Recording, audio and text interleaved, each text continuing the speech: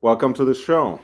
We are here um, at the undisclosed location in Los Angeles. This is your host, Young Brando. Welcome to the Watches and Style channel. We're going to talk watches, we're going to talk some new releases, and we are going to enjoy ourselves a little bit. I have a cigar here with me, some scotch, pretty standard fare for the channel. Um, Hopefully, we'll be able to get through most of our material here. Sorry, I've been absent for the last couple of days for obvious reasons, but I'm back, and this will probably be kind of a marathon as well. So let's kick it off. I think the one that I placed on the thumbnail could be an interesting point to begin, which is an Angelus chronodate that the brand released with in collaboration with the Revolution magazine. The Revolution has been on a roll recently. They came out with a lot of interesting collaborations. Um, that trilogy of Frank Muller chronographs, which were inspired by the 90s um, neo vintage pieces that Frank Muller kind of went into the scene. Um, and they were out to celebrate, of course, the 30th anniversary of that manufacture. And we have examined these watches in the last episode, which kind of went missing. So I do apologize about that. Um, I'm sure we'll do something else. In the meantime, of course, those watches are actually sold out, if I'm not mistaken. So let me see. I think Revolution had a post about that. Um, hmm.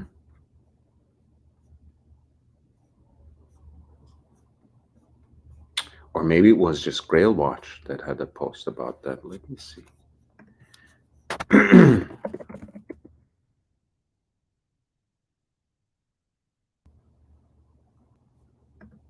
Yes. So this was. Hey, Basil. How are you doing, my man? Nice to see you. So this was the trilogy of those chronographs. The two pieces, one a bicompax, one a tricompax, silver dial, two registers, which is kind of an interpretation of course, the Patek Philippe classic 1463, the so-called Tasti Tondi, and then the black dial, which was a three-register version, which was a little larger in the original take, 37 to the 36 millimeter um, of the silver version, and a double-sided chronograph, which I think was really an incredible piece that had a multi-scale um, dial on the back that included tachometer, of course, with snailed right there at the center of the dial, as well as telemeter and, of course, a pulsometer, which is another classic and a very useful scale for those in the medical profession among us. Um, but of course, I had meant to start talking about the Angelus Angel Share collaboration with Revolution magazine. This is basically a model that Angelus released during the height of the pandemic, almost in the lockdown mode. And I think it's nice that it is given a proper launch, it is given some sort of spotlight with this limited edition release. I think it's only 25 pieces. So if it's not already sold out and you actually like this piece, you might as well get on it. In a way, it is a modern recreation and certainly not a re-edition or re-release of what was the Angelus Chronodato or Chronodate from the 1940s, which was actually a triple calendar chronograph, much in the vein of, say, the Tricompax by Universal Genève, except, of course, it did not have moon phase or an hour counter for that matter. What was an incredibly useful everyday watch that had some great aesthetics. Let me see if they have. Yes, so they do have a nice shot of two examples of the original Chrono Dato or Chronodate, one in stainless steel, one in precious metal, seemingly yellow gold. So as you can see, they have basically taken some design ideas, some elements from the 1940s Angelus watch, and really put an entirely different spin on it. I mean, the case itself is I think a 6-piece case, titanium exoskeleton that has a carbon fiber bezel ring, as well as the carbon fiber case that holds the movement. You can see elements of it, of course, on the pushers that come out right here.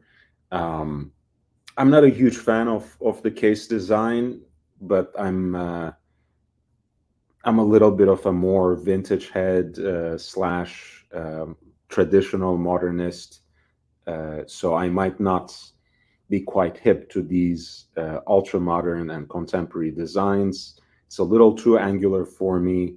The addition of the Centerlink just makes things a little even harder to digest for me, not to say anything of the carbon fiber basis and elements of the case. When it comes to the dial, though, I really, really adore it. The oversized Arabic numerals that are generously filled with loom. I think they are themselves rhodium plated, the plots. There is this sort of Grenet finish to that Salmon dial that they call Angel Share. At the center of the dial, the chronograph registers are radially finished, and the date ring on the chapter ring itself is circularly brushed as well. So there's a lot of a lot of dimension to the dial. As you can see, the chronograph registers are sunk into the center of the dial, and they have this kind of big eye aesthetic. So they're kind of an enlarged, oversized expression of the continuously running seconds and the 30-minute register. And then you have this other level of raise for the minutes and seconds ring as well. And just a gorgeous combination of colors on the dial. In any other case, this looks like the kind of watch that I would jump on, even though I have something quite similar in my collection in terms of the Breguet Type 20, right? You know, the itself a big eye, uh, neo vintage chronograph that that really provides that vintage aesthetic in spades, of course. Um, you already know, probably, if you have listened to this channel a couple of times, I always complain about date windows. I do prefer a pointer date, especially when it's this thoughtfully and beautifully executed. So there's a lot to love about this watch, even if I have a few things that I nitpick about, but that happens. Um, you guys know that I make a federal case from just about everything. These are the other examples of this watch that Angelus or Angelus, as they said on some of the videos, have already produced. I know my friend JB already hates me for even displaying this watch because of the cutout numerals due to the oversized registers. But hey, we don't have to agree on everything to be friends. I actually like that aesthetic. I feel like it feels less contrived and a little more easy, a little more relaxed, dégagé, as the French would call it, entirely fitting if you ask me for a sports watch. This is how it should look. It shouldn't look forced in any way. And this piece, which is 25, um, again, 25 piece edition. This is the uh, pink gold tinted dial that they called Angel Share, um, is actually sold by them for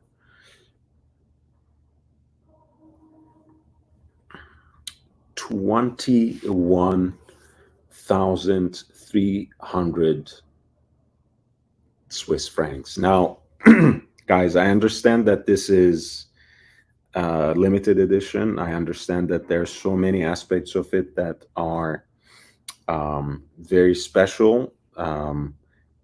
Quite frankly, I also love the way that this luminous star, which of course the Angelus brand and Revolution magazine share, is filled with luminous material. So there is some interest on the case back as well. But I feel like we are getting a little carried away with um, with things here, with limited editions, which have become kind of a weekly affair by now, um, and the kinds of prices that these things are going for. Because at the end of the day, what you have is at the heart of the watch, which they don't hide, by the way, right? You know, they very clearly explain that it's a movement which follows the Valjoux 7750 architecture, as basic and as common as you can get with an automatic chronograph movement. However, as you can see, this is actually modified with a column wheel, which is very expressive and very explicit right here. And it is also a vertical clutch um, movement. So a couple of significant upgrades, and not just customized rotor on that particular dial. That certainly merits uh, a kind of markup. But at the end of the day, for kind of run of the mill chronograph, even in a limited edition of 25 pieces, 20K plus, we're getting a little bit carried away. You know, it's not like the beginning of this year where everything that was so unreasonably overpriced and kind of wishfully articulated in terms of pricing, as they still do on Chrono 24, but we will get back to that. Prices are falling deep in a major way on Chrono 24. At this point, of the year, where you could stroll through boutiques on a Black Friday because people are simply not interested in spending their hard-earned money. Please don't expect to sell more than 25 pieces of this sort of watch that you sell at 20K plus. Again, I'm sure everything is well thought out. I'm sure those of you who are perhaps more in love with this hybrid material, uh, avant-garde contemporary case might have a different opinion on it. I think it's really pushing it at 21,300 Swiss francs. Um, hey JB, nice to see you, man. Thanks for being here. You like it? Yeah, it's. I think it looks. It's a great looking watch, especially a fabulous looking, very striking dial. But even the movement finishing, I think, because it is very unique, um, invites a second look, invites some, invites some admiration. I'm not gonna hide that. It's certainly deserving of some praise, um, but it's absolutely not a 20K plus watch. I mean, come on. At this point in the market, you can get a six-digit Daytona in stainless steel for that price. So let's not get carried away. Um, so that's the Angelus um, Chrono Date Angel Share limited edition.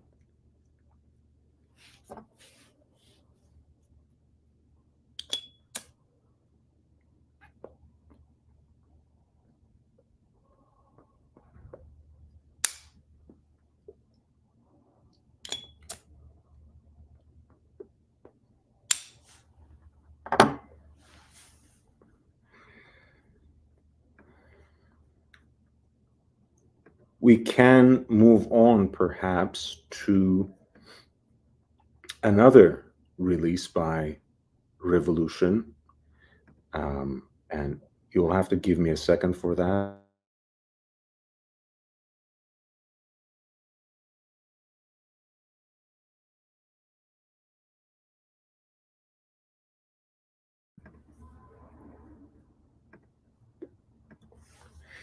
I'm talking about the Nevada Grantion Depth Master, which again is a little bit a little bit out of my taste range, but I can certainly see how it can be appreciated by a contemporary audience, especially if you're into blacked out watches. And there we go. Um, Again, we have a design aesthetic that straddles uh, edgy contemporary with a kind of neo vintage classic vibe. You have a dial from that original design of the Depth Master, which collectors nowadays call Pac-Man because the cutout 369 especially look like characters from that video game. Now, of course, the first instantiation, the vintage version of this watch was actually released um, long before, one must say, from uh, the release of the Pac-Man. Um, but there we go. This is the original version of it.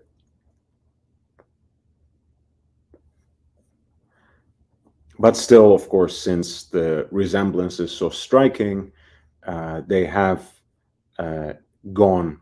The collectors have gone with that particular nickname. You see a kind of cushion-shaped uh, a case which is right down the alley for that late 60s, 70s vintage diver aesthetic. You have a beads of rice bracelet, but of course, all of these pieces are properly blacked out, especially using DLC uh, kind of coating treatments, which is, of course, a little different than the regular re-release of the Nevada Gentian Depth Master. Um, the bezel is, I think, a 200 click bezel. Has some nice action to it as far as I'm familiar with modern Nevada Gentian watches.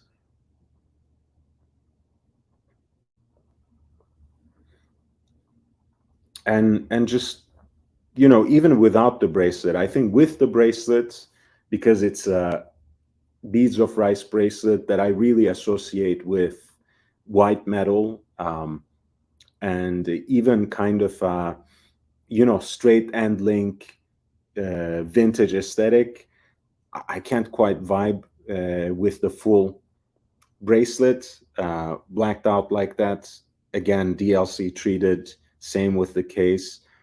But hey, you don't have to wear the watch like that. And I know for a fact that um, there are versions of the watch, again, that are not even limited editions, that are sold on rubber bands like this. So you are not necessarily bound by that beads of rice aesthetic. As far as I know, this particular release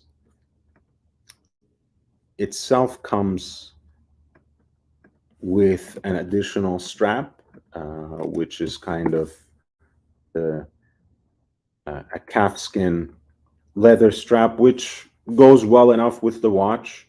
I think the tropic style rubber strap that they usually serve the regular fare on would have been just as great. The case back itself is stainless steel, which is quite all right.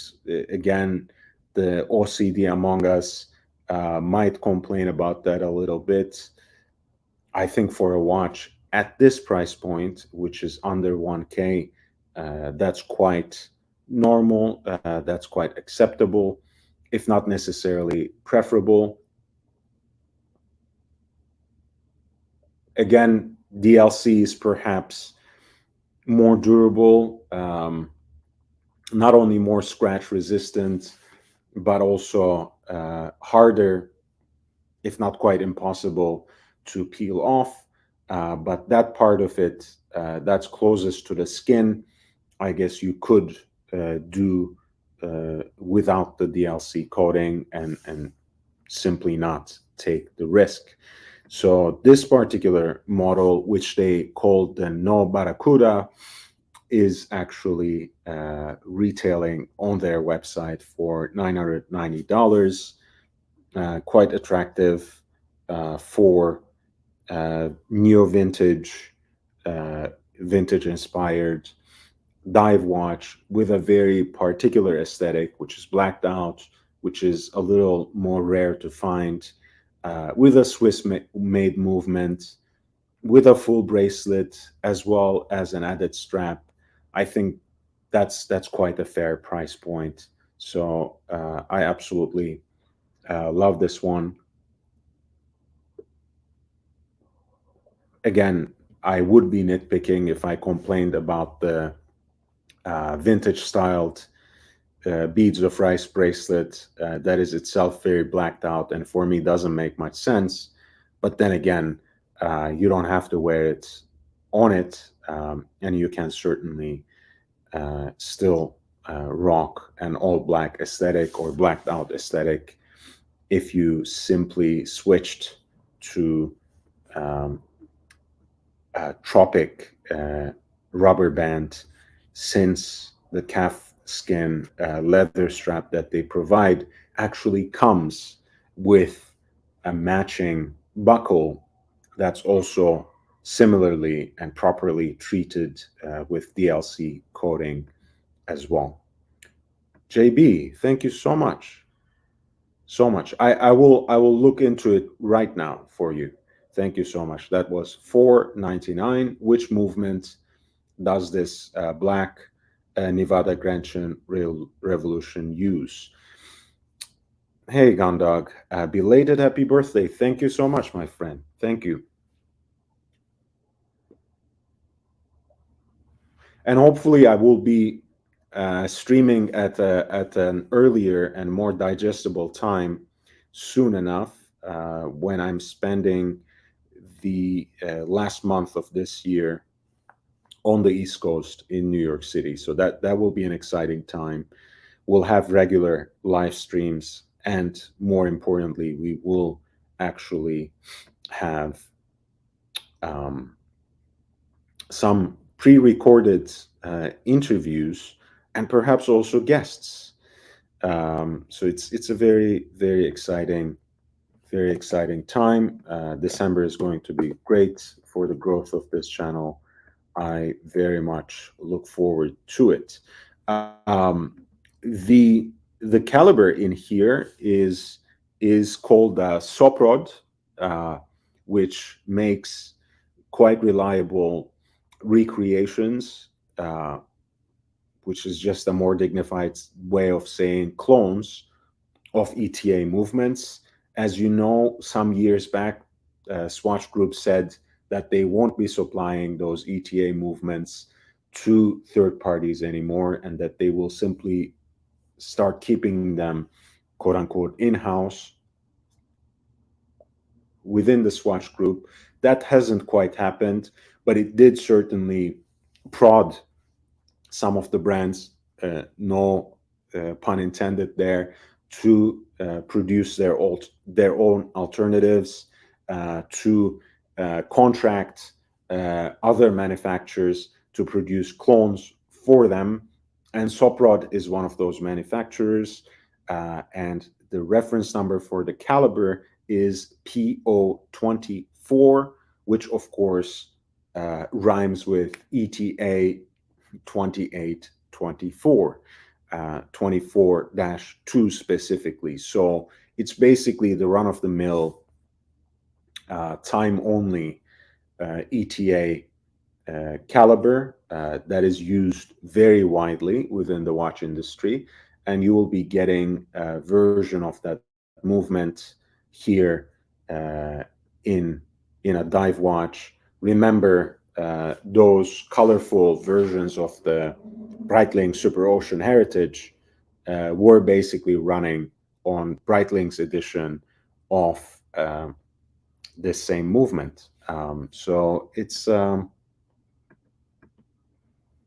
it's not so bad after all when you are getting a watch that is actually running for less than $1,000. I just want to double check again.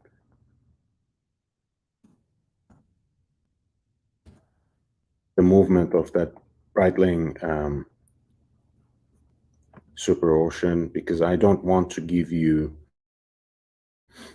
any misinformation. Of course, it wouldn't be proper for this channel specifically.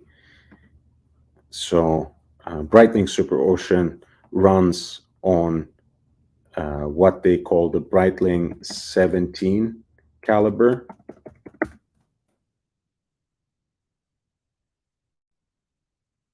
Which is based on the ETA 2824-2. So here you have the Soprod P024, which is based on the same movement, which Breitling uses to power $5,000 watches, or watches that they are trying to sell for $5,000. Whereas with Nevada Gentian, you have an entry point into the vintage driver aesthetic with a very particular spin, which is a blacked out DLC coated finish that you don't really find much of anywhere else.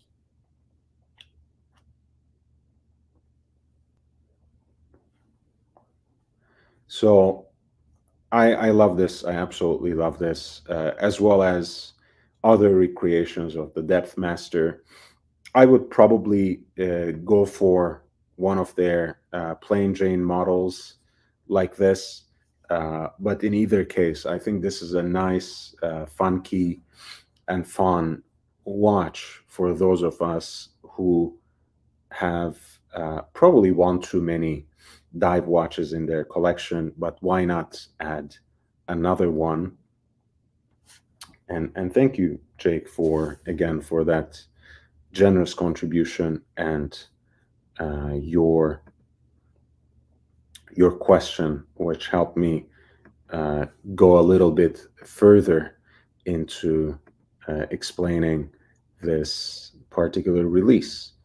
So, without further ado, since we had two watches now that had kind of gimmick of their own, which I really appreciated, we have another watch, another release, probably the um, kind of earth shattering release of this week, which was the 60th anniversary Bond watch that Omega released. We'll get to the quirky model after. I just want to focus on this particular version, which seems to be properly inspired by that first Bond watch that Omega created and put on Pierce Brosnan's wrist.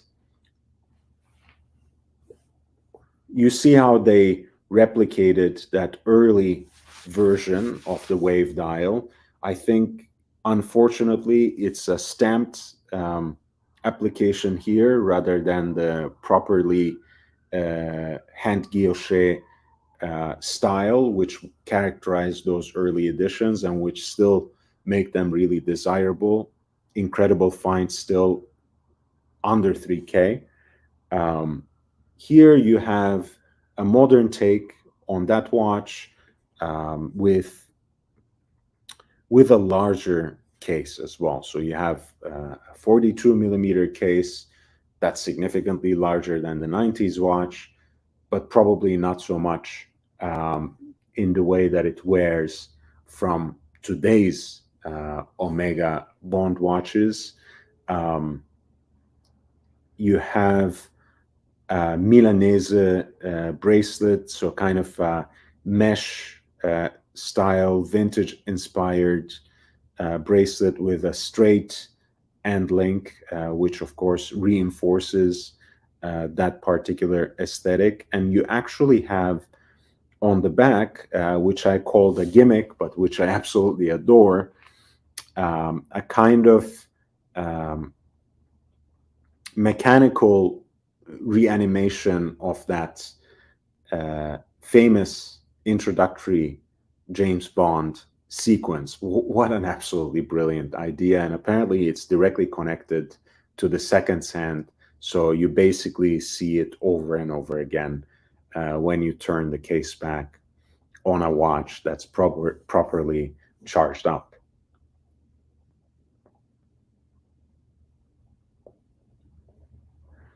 Stainless steel, of course, blue dial, skeleton rhodium plated hour and minute hands. Same with, no, actually, lollipop seconds hand in white, varnished aluminum to set it apart a little more. And you see, of course, the on the rotating bezel, the minutes as well are properly loomed, and they also contrast to play along for the most part with the hour hand in that ice blue, and then with the minute hand at 60 uh, and that, of course, echoes with the minute hand itself.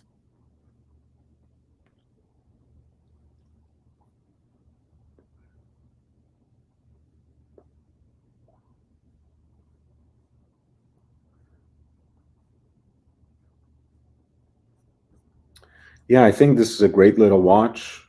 Probably um, an interesting alternative to those of you who have perhaps looked for um, and wanted to acquire yet didn't, the No Time to Die watch, which has a similar aesthetic, but of course it is expressed in titanium.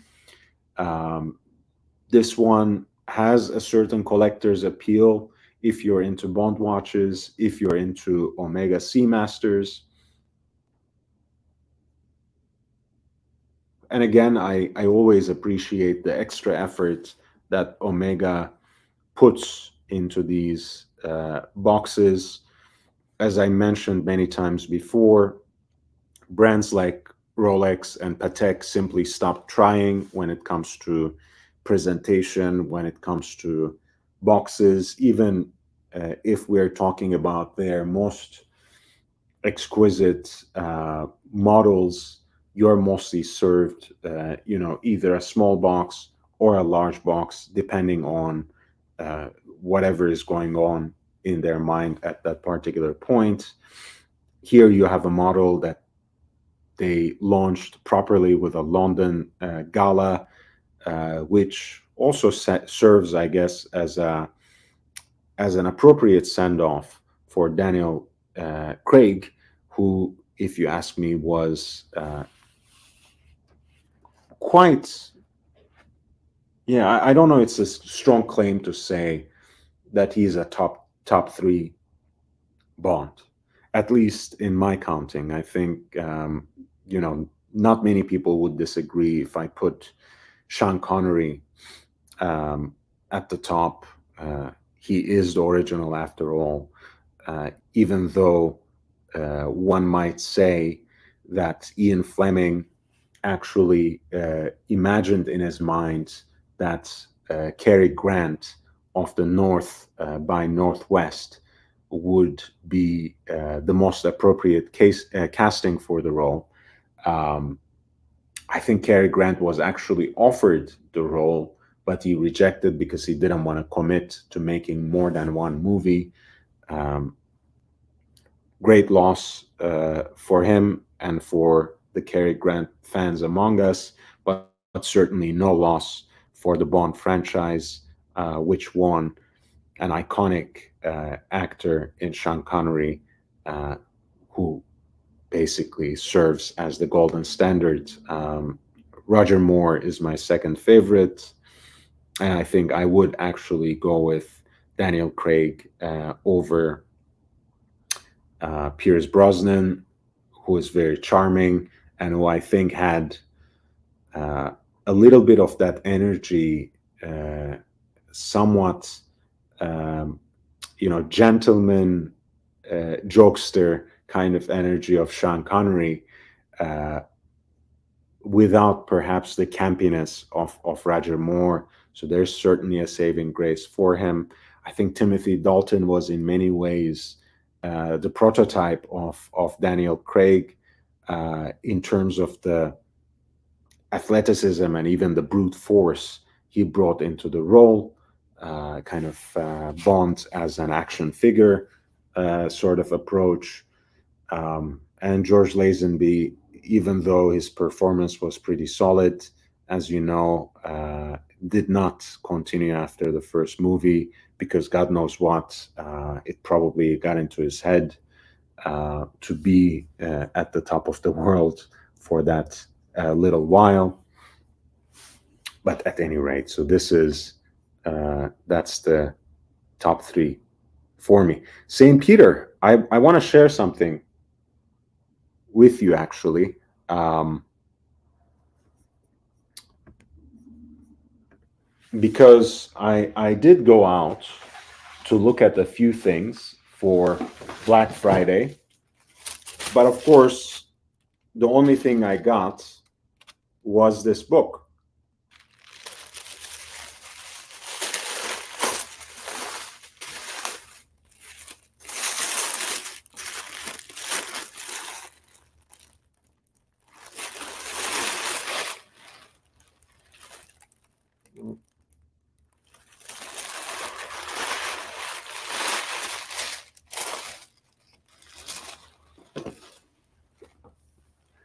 It's really amazing because it was basically 60-70% off at the Ralph Lauren store of all places, because in Beverly Hills they actually have a whole section on the third floor that's set aside for Ralph Lauren Home, and they have all sorts of new coffee table books and some vintage stuff as props, some of which are not for sale, of course, but a lot of the modern stuff is.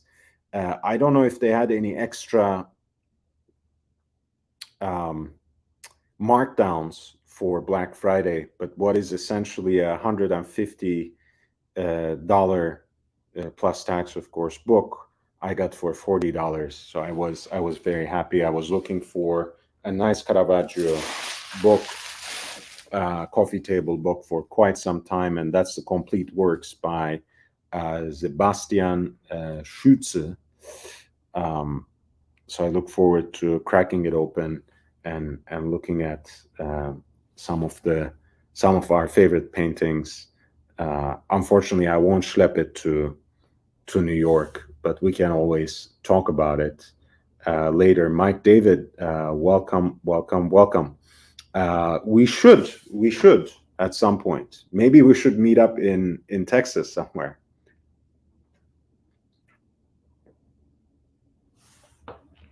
That could be a that could be an interesting place to meet up for a lot of us, I think. Kind of a midway, not quite West Coast or East Coast, but somewhere proper.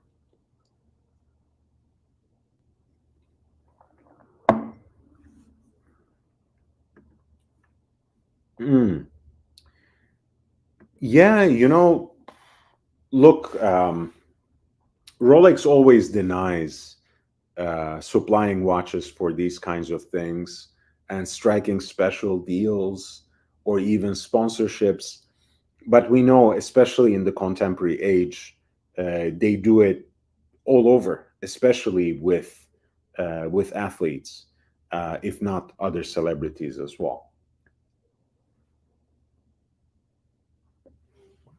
But certainly, the comeback with Omega has been made into an oral history already. There are a few interviews with Jean-Claude Biva, who was at the time, of course, the CEO of Omega.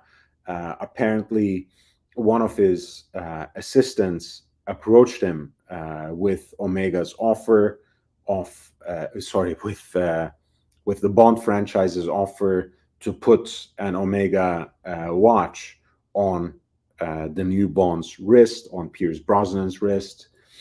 I think Biva sent them away for a little, for the first couple of times, and then finally started to think about it seriously and sat down and, in fact, made a whole plan with them um, that offered them actually several times more money than they initially asked for. Uh, and in return, he simply wanted a longer contract, exclusive early access to promotional material where they can uh, place the watch on Bond's wrist and publicize well ahead of the showing of the movie, where people will expect to see the Bond watch as much as they expect to see anything else about Bond, the plot, the Bond girls, the villains. People actually had a better idea of what is going on well ahead of time with the particular watch that Omega designed for that particular launch and put on Bond's wrist. So I think it's a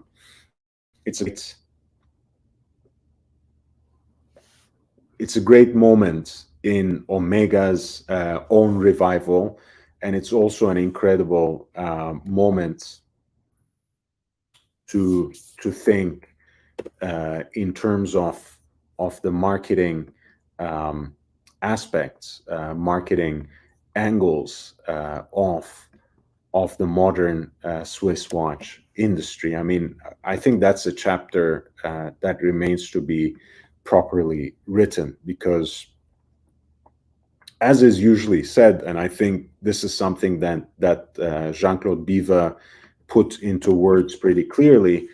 Bond may not have seen saved the world in real time and in a real fashion, but he certainly saved Omega.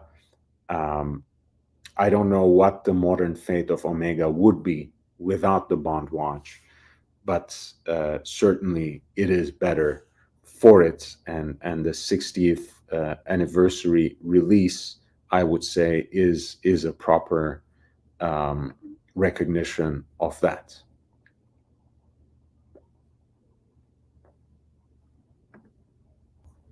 Yes, yes, we were. I did mention Bond girls at some point. Maybe we can do a quick ranking, Big Meech. But I know you haven't really watched your Bond. I think at some point earlier this year, you were telling me that you have never watched a Bond movie from beginning to end, which is very strange for me.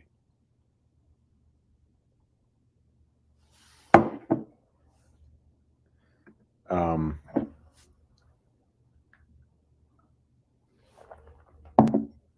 Let me see. Let me take a quick um, break from watches, since I'm already smoking a cigar. I'll get started on on my whiskey here, which is very standard. Um, Not my favorite, but it's really a single malt that you can easily find in most joints. Can't be bothered with anything more complex or more rarefied for a Black Friday. This should do rather well. Glenlivet 12.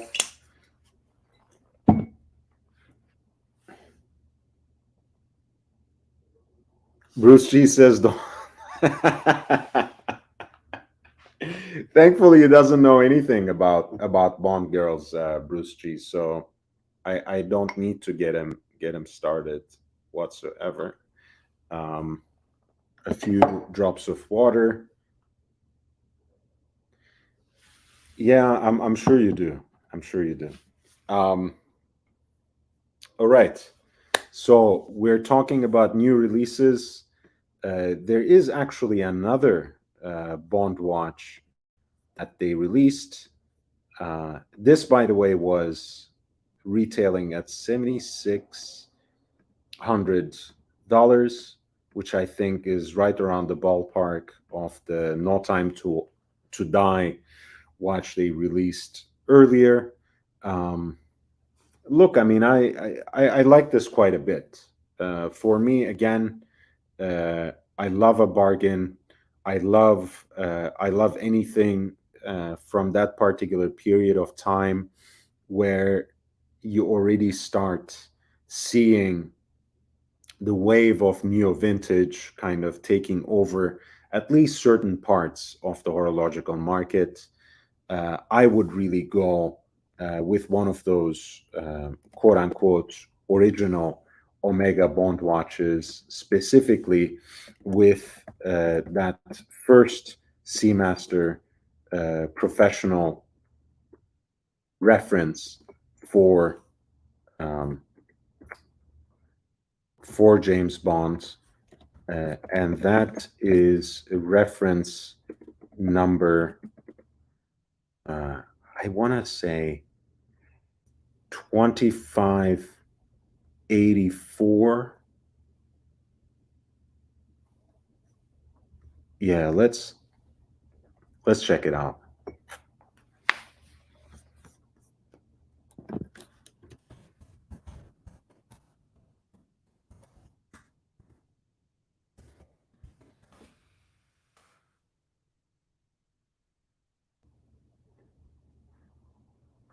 No, of course not. I mean, you know, I have a pretty decent memory, but of course I didn't get that right. The reference number is actually 2531.80. And you can add another 00 at the end. Here's an interesting model or version of it with some good pricing. Let me see. There we go.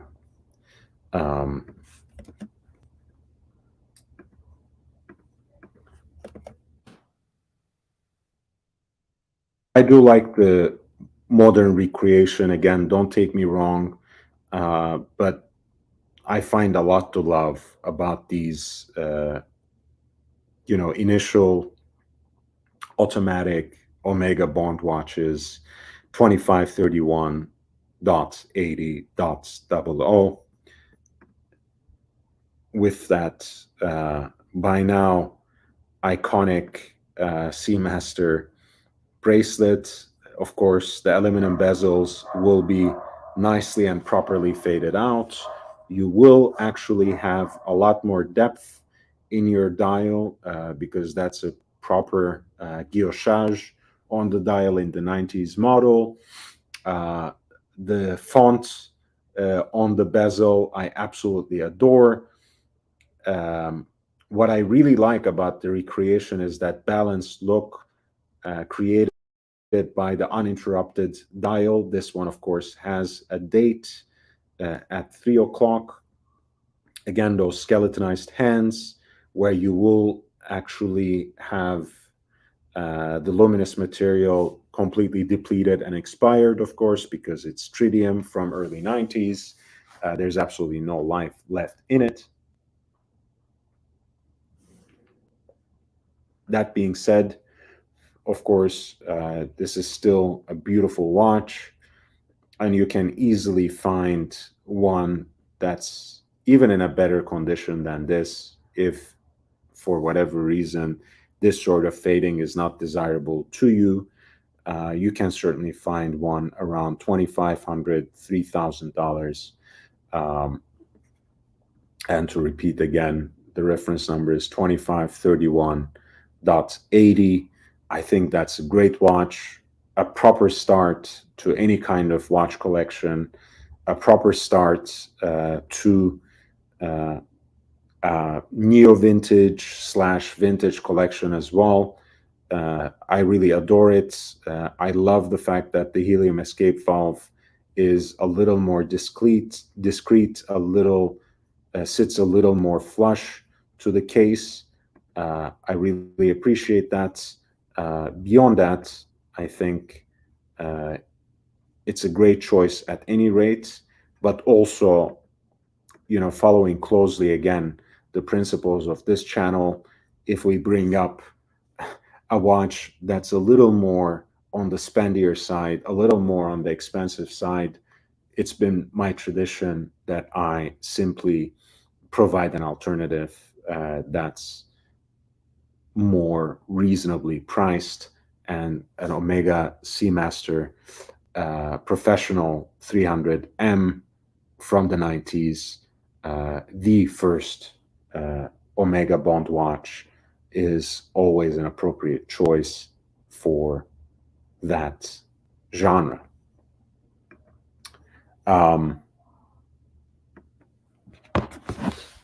Now, I need to, it will be a little uncomfortable here because I need to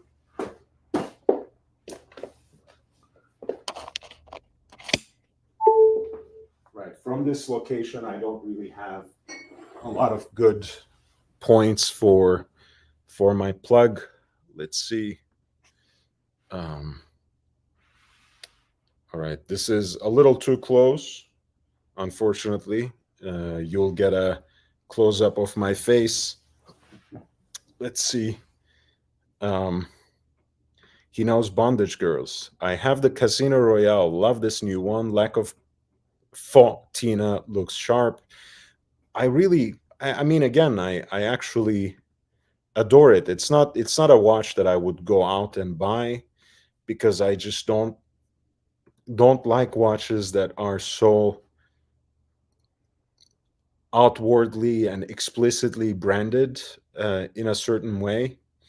But again, if you're gonna have a gimmick, a Bond gimmick, a Bond sign signature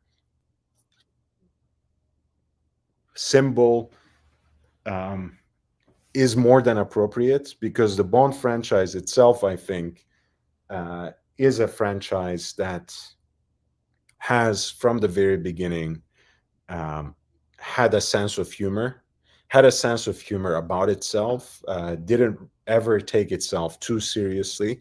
So if you're gonna have a watch that tips the hat to Bond, that watch has to have a sense of humor as well. And in this case, I think the animated case back is absolutely adorable. I really love it. I also love the fact, as I mentioned, that what you have is a watch that is actually um, without a date, that is uh, f- that has that uninterrupted, absolutely balanced dial. Um, and I think the 42 millimeter case size would be very desirable to most people. For a sports watch, I think it's absolutely appropriate. Again, not necessarily my preference, but you shouldn't necessarily care about something like that.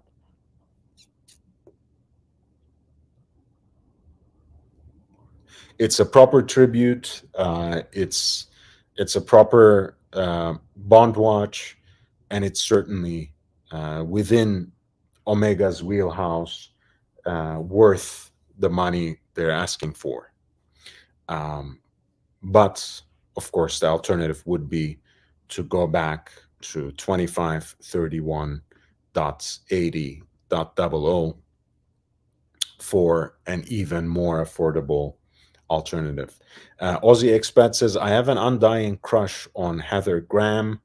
Um, Interesting. Um, the spirals going all the way to the centers doesn't make sense. Well, you gotta explain yourself, Ozzy. I don't really understand what that means. I guess you mean the animation on the back. I don't know. And the price is outrageous. It's like if you made BB 58's 40% higher price than the Pelagos.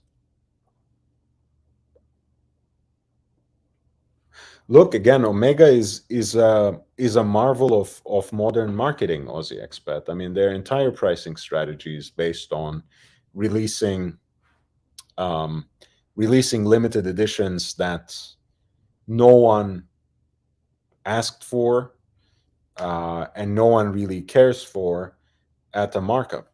That's what they do, and that's what I was criticizing earlier, by the way, by that 20K plus Angelus Chronodato or Chronodate, sorry, that was a Revolution watch collaboration and limited edition. At some point, these things stop making sense if you go too far with them, and Omega sometimes goes too far. Their pricing strategy never made sense to me, but Omega fans certainly love anything and everything they come up with. Um, Here's a little bit of perhaps head scratcher for some of my viewers. Frederic Constant does not necessarily make a lot of appearance on this channel. Um, I do like their particular approach to what they call affordable luxury. They are not necessarily uh, everyone's cup of tea. Some have in the past dismissed them quickly as kind of a Patek wannabe, an homage watch that is altogether overpriced.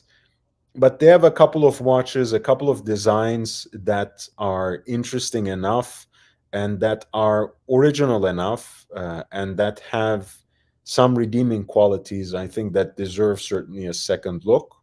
Um, I've always kind of liked their High Life series, which again is kind of a tonneau shaped case that echoes with that 70s sports chic aesthetic. Here, it has quote unquote male polished end links that actually connected to an ostrich skin strap with contrast stitching, which I think fits the ethos of this particular watch pretty well.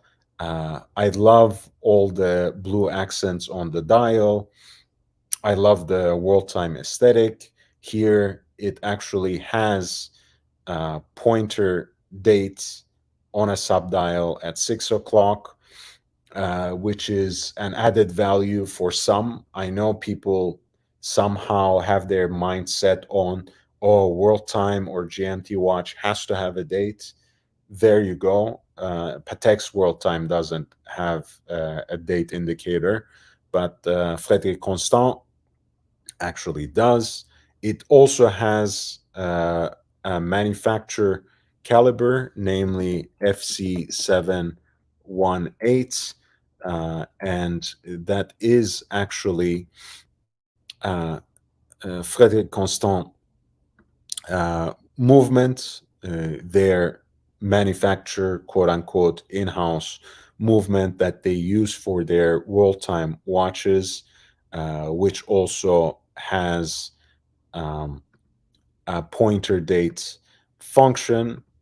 This is certainly, when you look at world time watches and world time complications, it kind of looks like a bargain. When you look at the Frédéric Constant watch, perhaps it looks like altogether too expensive for its own good. But in terms of the design aesthetic, you have something that screams a classic. You have something that has um, really everything that you might ask from a decent dress watch here in a stainless steel, brushed and polished case. Uh, I kind of like it. I mean, in a kind of guilty pleasure sort of way, but certainly from the decoration of the dial, which is most certainly stamped and not uh, hand guided engine turns, guilloche, to the particular design, as well as the minimal decoration of the movement. I quite like it. I also love the case design. I know that they have a couple of other watches in this um, high life collection that can still be of interest. Um,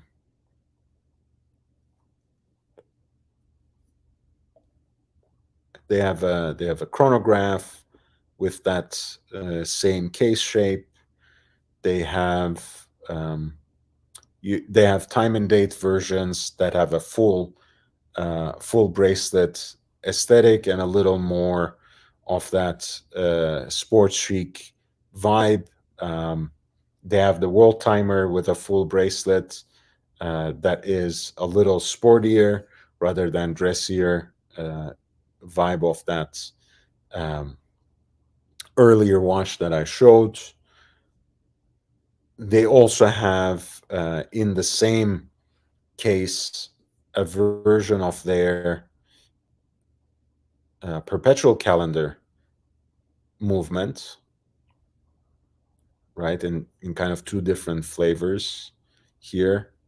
Again, that's right under 10K as well. So it's an interesting value proposition if you can get over yourself and take a look at a brand like Frederic Constant, which I would absolutely suggest that you do. It also has that quick change um, functionality to the bracelet that we adore in any other brand. I think it actually comes with those additional straps. Yeah, the rubber strap certainly comes with it. Um, and I wonder if that is the case in other models that have the full bracelet. Yeah, in this case, it actually, the World Time version with the full strap actually comes with both the rubber and the calfskin strap as well.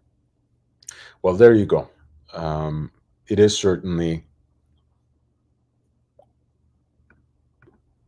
an option. Yes, absolutely, absolutely. We have actually looked once at the perpetual calendar version on this program. I don't know when and I don't know on what occasion, but I remember bringing it up.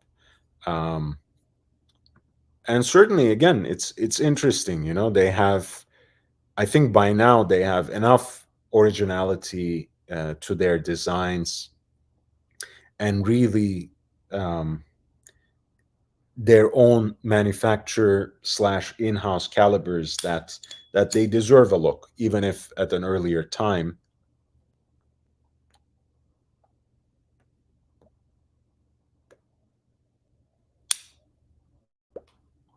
They may have had an aesthetic and expression that was more of an homage brand, kind of like Christopher Ward, right? You know, Christopher Ward also started very much as as a manufacturer of cheap alternatives, lookalikes to most popular sports watches, and then suddenly you had a brand that was making its own um, models, that was coming up with its own designs, and increasingly moved to a manufacturer model with its distinctive aesthetic. And I think Frederic Constant is at that turn as well.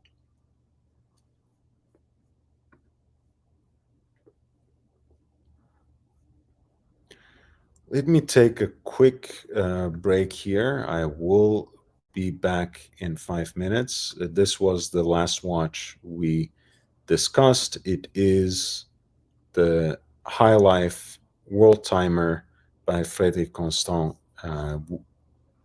which is a limited edition of their manufacturer caliber world time design. They came out with another watch that I want to discuss, but that will be in a minute.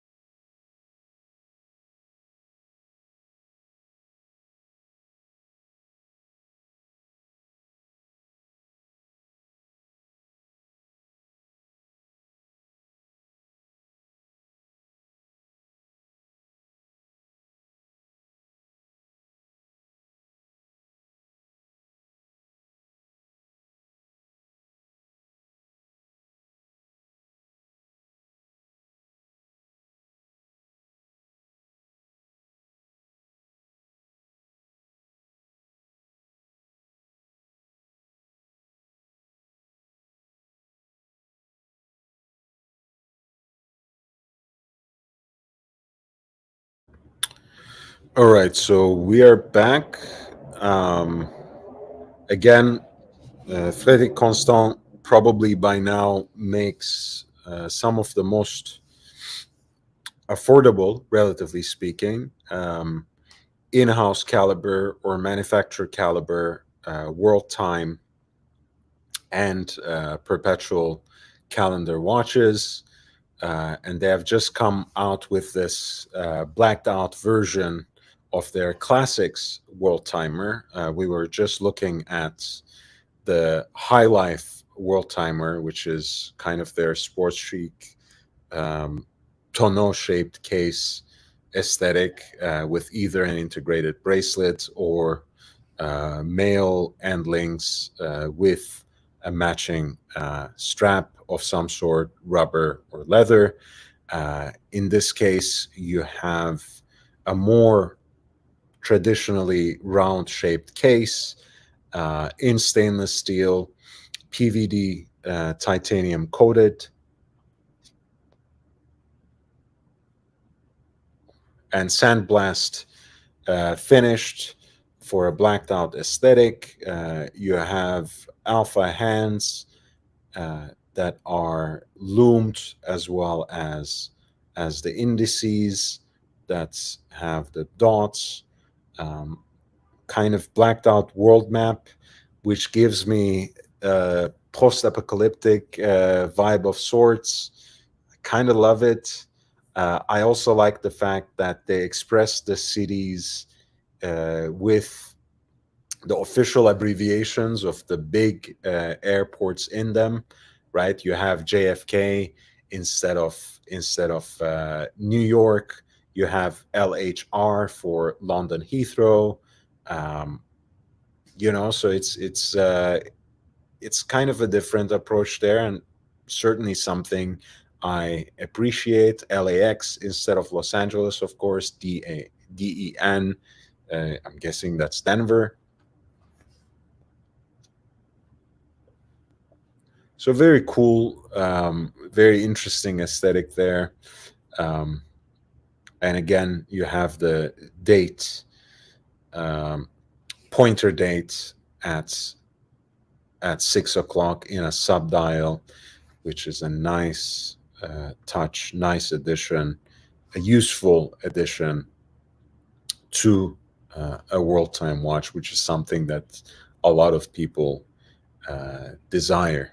And here in this world time manufacturer caliber, you have an expression of it that's that I think looks very balanced and quite well designed. Again, you can kind of see from uh, a simple clash of the centrally deployed seconds hand and the pointer date, why these sorts of watches usually don't have a date indication, or perhaps you can do without a seconds hand, uh, because things get a little too confusing and too busy, I think, with so much to look at on the dial, and with concerns of utility and legibility, of course, above all. But for those of you who are, again, looking for a contemporary expression of the world time aesthetic, I don't think you have many watches like this offered by other brands that have an in-house caliber and that have this sort of goth lord aesthetic, at least not for this particular caliber, not for this particular function.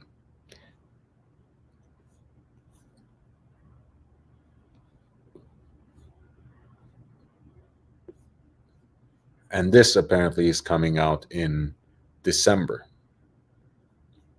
whereas the High Life should be out sometime this month, or rather soon.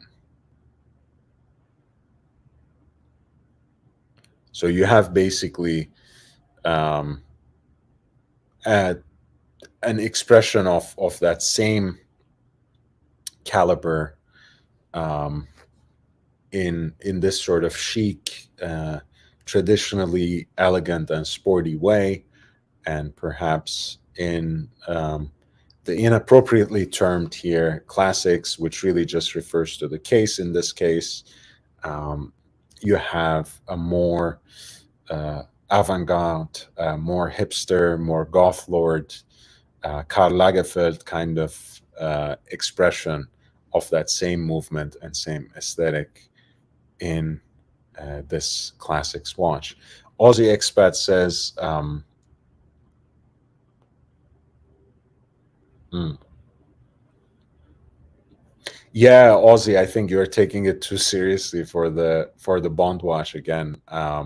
That whole intro sequence for James Bond, where Bond is shooting at the audience. I mean, it's one of the most nonsensical and absurd um, things in the history of all movies. But it is what it is. That's how Bond movies start. So I'm not sure if that's a criticism that you should um, even worry about much, because it's just a little fun game. Um, let's see if they have that animation again running somewhere right here.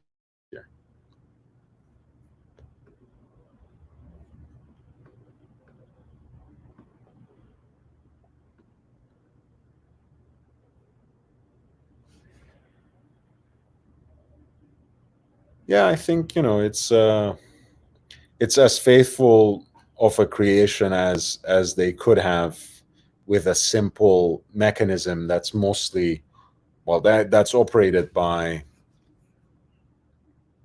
the running seconds in the middle. I don't know what else to say. um I wanted to, yeah, I got a little shot of it, at least one of the cases, but I was really happy today to see some vintage Rolexes back in the cases of the Ralph Lauren flagship store in Beverly Hills, the flagship boutique. Um, that was a 1675. That was a 5-digit Daytona, 16520.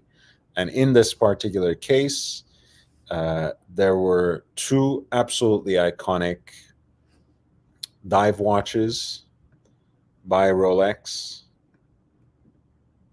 a 1680,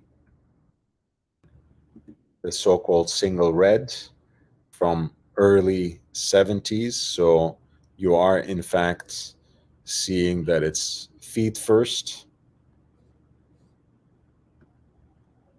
and a very late expression of the Great White Sea Dweller, which is the version of 1665, the first reference of the Sea Dweller, which was discontinued in 1983, but which ran for quite a bit after the double red with an all white four-liner expression,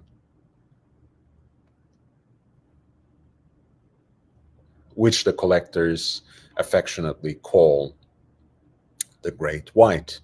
Both watches were properly patinated. They looked wonderful from close up as well. The Both of them were fitted with a 93 150 bracelet. So it's they were very usable in a way. A great mashup of vintage and contemporary, a great mashup of a proper vintage Rolex diver and Rolex saturation diver that you can wear day in, day out. You should remember the 93150 or 93150 Oyster bracelets are basically the most modern Oyster bracelets that you can fit on a 4-digit Submariner or Sea Dweller for this instance. So 5512, 5513, 1680, 1665, they can all be fitted on 93150, which makes them quite wearable and very useful and very practical for the everyday. As you know, vintage Rolex bracelets can give out in time. They get loose in time. Some people like that feeling, some don't. Some people want to preserve their bracelets, but not everyone likes wearing these things on leather straps, as I do, or alternatives to leather, anything from Alcantara to rubber bands. Some people simply don't like them, in which case getting it fitted with the most modern bracelet possible, which is 93150, is a great option. And both of these were appropriately fitted with those Oyster bracelets. They were, as is the case, as is the tradition for Ralph Lauren, prohibitively priced, of course, exorbitantly priced, but that's how it should be. Once something has the stamp of approval from Uncle Ralph, it goes out of the stratosphere. It goes for the vintage Rolexes retailed at Ralph Lauren stores as well. The reason I call it, the reason I said there, it's not a proper Ralph Lauren joint without some vintage Rolex in the case, is because it reminds me of those days where I used to visit as a new aspiring New Yorker, the Rhinelander Mansion, that iconic flagship New York location of Ralph Lauren. They would always have a lot of interesting vintage Rolexes in the case, along with, of course, antique cufflinks and other kinds of men's jewelry, as well as all bunch of interesting stuff, of course, old and new from Ralph Lauren's own collections. So Ralph Lauren almost always sold vintage watches, especially vintage Rolexes, and they used to do it even in this Beverly Hills location, even a couple of places back, because they switched locations quite often at a certain point before they finally settled on this address and revived it as a flagship boutique. They didn't have these watches for a while. When they first opened the flagship boutique in Beverly Hills in this new location, right at the entrance on the right-hand side of the men's section, they used to have a proper watch boutique with a designated watch person, salesperson for that boutique.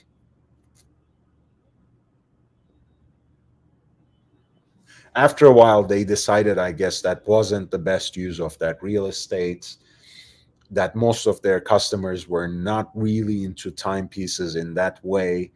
The timepieces themselves are not phased out necessarily from Ralph Lauren, but I feel like they're not paid as much attention to, except for the polo pieces that they release with different versions of the Polo Bear, which are very cute, which I would love to have one at the right price.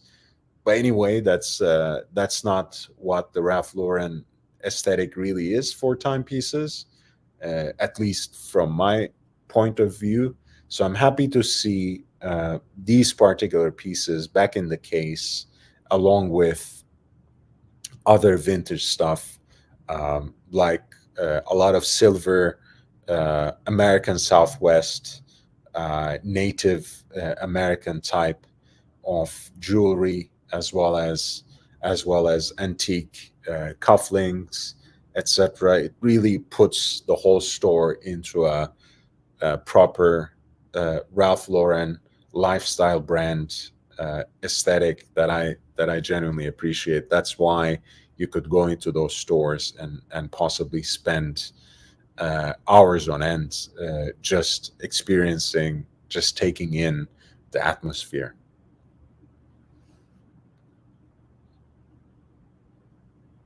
And that particular location is, of course, one of the best places to do that, probably after the Rhinelander Mansion, after the Paris location, which is quite amazing, with the bar restaurant at the entrance on the ground floor, and the new Milan store, probably that must be quite amazing. But this one also has, again, as I mentioned earlier, on the third floor, the entire home collection, which which is quite nice, and really allows you to take in that entire space as if it's kind of lived in, right? It has a living room in one corner.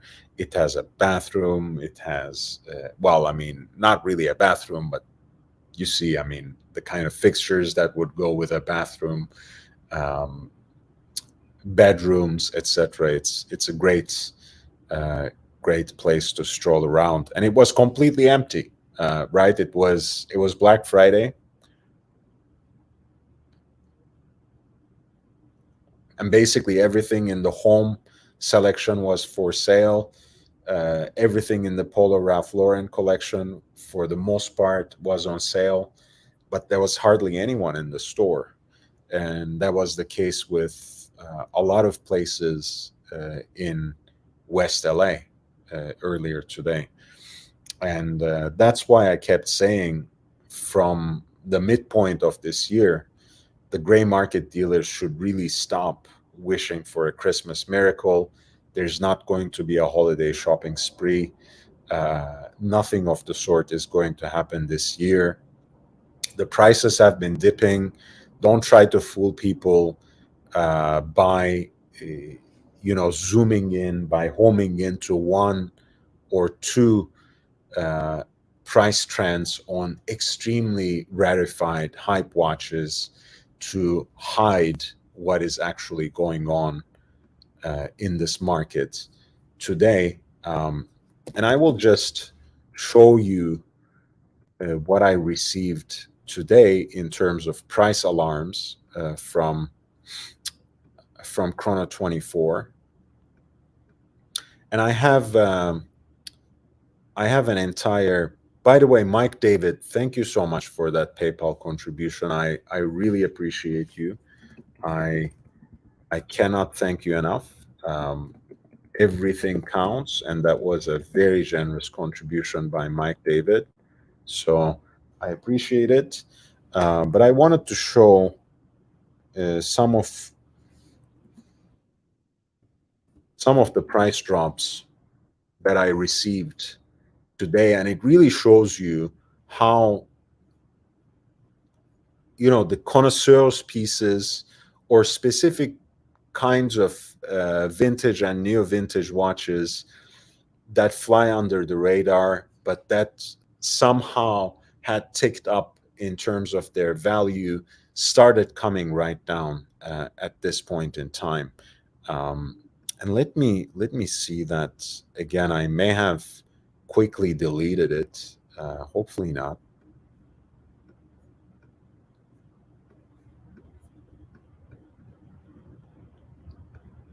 Um,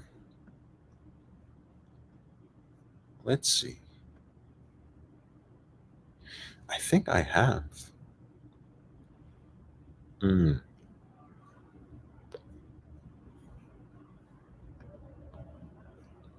No, I have not. All right. This is great. And I think it's a really good example of how some of the pieces that fly under the radar and that started getting really overpriced for whatever reason are really coming down. This is a beautiful Audemars Piguet tourbillon, a real connoisseur's piece from the early 90s. Um, it was all the way up to 45,000 and more when I checked it last time. It fell, the dealer today marked it down from $42,683 down to $30,509.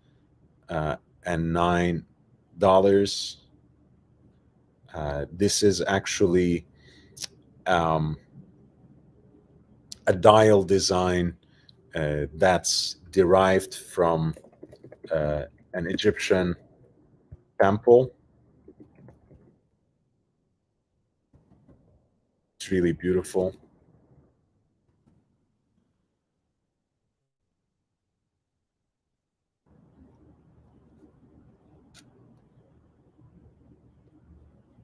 And if I'm not mistaken, this should be a somewhat of an expression from the Karnak temple, the crazy pharaoh who entertained the idea of monotheism before it was cool, before it was a thing, so to speak. Cheers. So I absolutely love this watch. I'm not a huge fan of tourbillon watches in general, but I would love to own one of these in due time. I love how thin it is, how beautifully and thoughtfully designed it is. Um, anything and everything from the clasp to the case back, which is where you see the crown, as well as these constellation of rubies, as well as the whole set. It's really just a marvel. And what a beautiful piece. And I remember these were somehow, probably 5 6 years ago, they were in low to mid 20s, let's put it like that, maybe even a little lower, probably mid 20s. um, but since they are so rare and clearly a limited edition, as you can see, um, they shot through the roof since people tried to pick up anything and everything they could pick up that was rare, that carried the name of one of these big four, and that was available. Um, and this sort of thin tourbillon watch with a unique design element, what can go wrong, right? Apparently, some things can go wrong, to the point that the price had to be slashed in this way. And I think it has some ways to go down as well. But this is really one of the most amazing AP pieces that I've ever seen. One of the most thoughtfully designed tourbillons that I've ever seen. Um, the to- with the sun rays emanating specifically from the tourbillon that is placed roughly where you would have, I guess, 10 and a half o'clock, more or less. What an incredible piece. And like Fries, my Belgian friend, resident of the beautiful city of Geneva, said it is the Akhenaten or Akhenaton, who was the crazy pharaoh who came up with with that crazy idea of having just a single god instead of the whole pantheon of the deities that Egyptians were used to until then. Speaking of which, by the way, I think Mark Cho had one of these. A good chunk of his collection is going on sale in starting at the end of this month in an online auction based out of Philips, Hong Kong. But I'm not sure if this piece is in it. We can certainly check. But as of recently, it's really not. It was still not posted there. I think it's posted now. All right, so we can. No. So I guess they're gonna make us wait until the entire thing is posted. But Mark himself had started posting some of the pieces that were going to be on there. So let's see.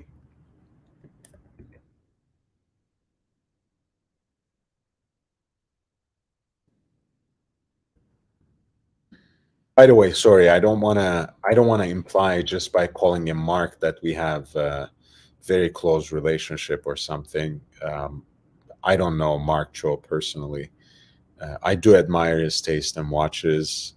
I do admire all three of his brands in a way.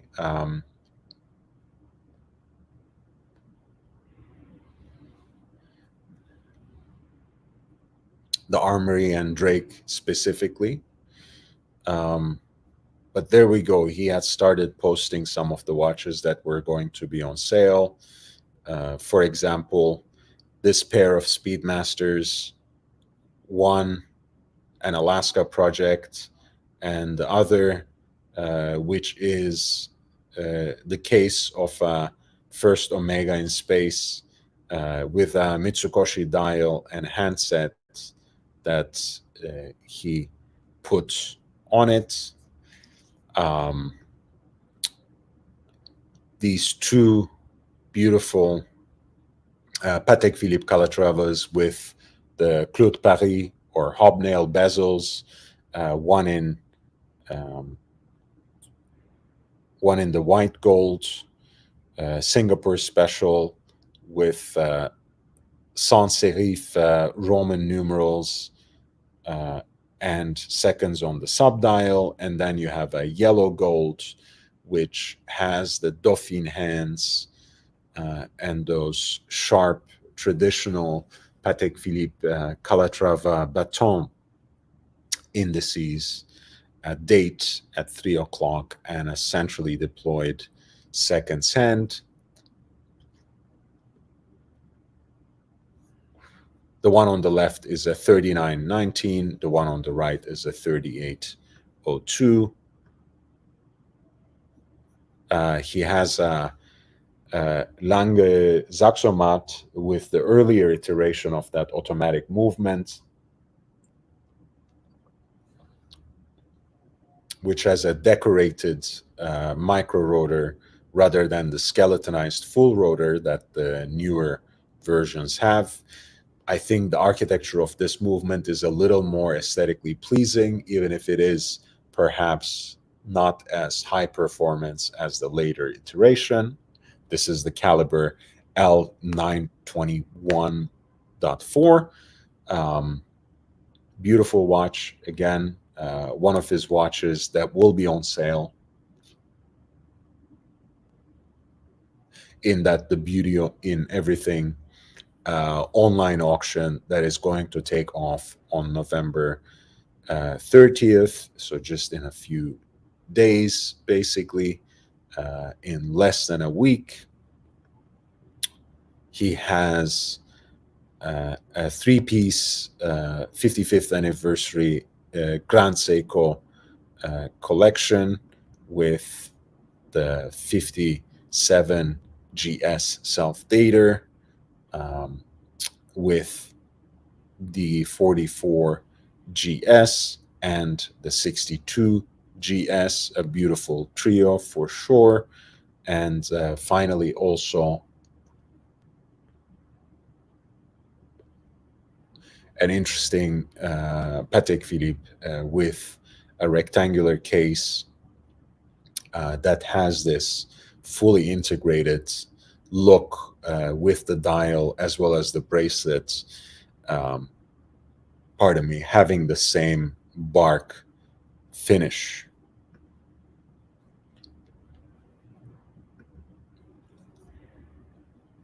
And I think the bracelet itself also has kind of like a maybe like a snakeskin kind of effect to it as well.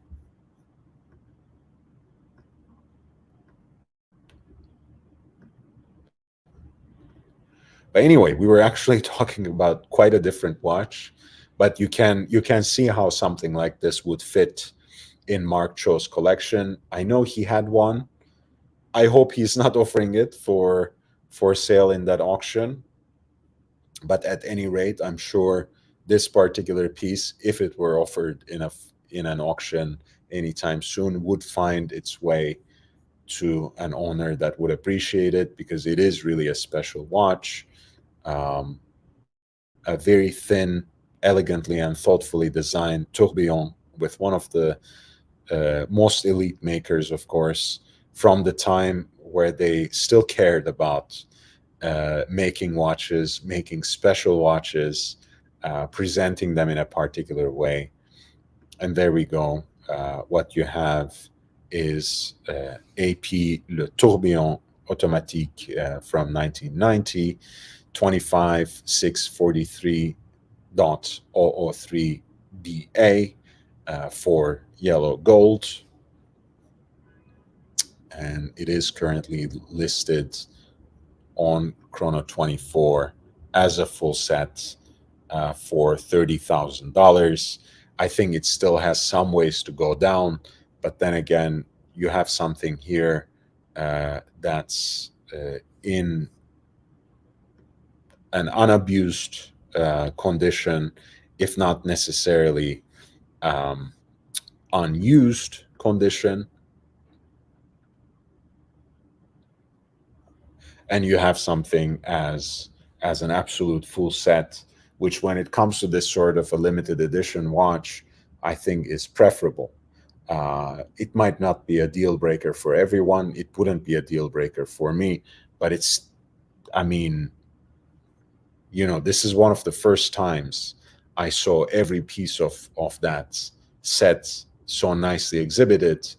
And now, if I ever were lucky enough to find a watch like this, I would certainly look for the set, because it just seems so special, so unique, and so appropriate.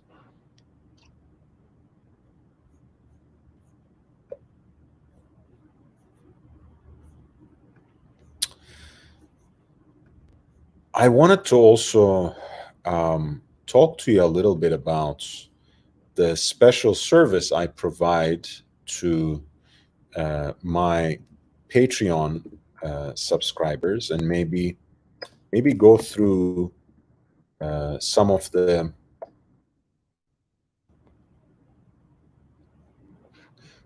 things that I do for them. Of course, not without going into their accounts, etc. I've never, as you know, exposed or doxed anyone, but I will just in my own email window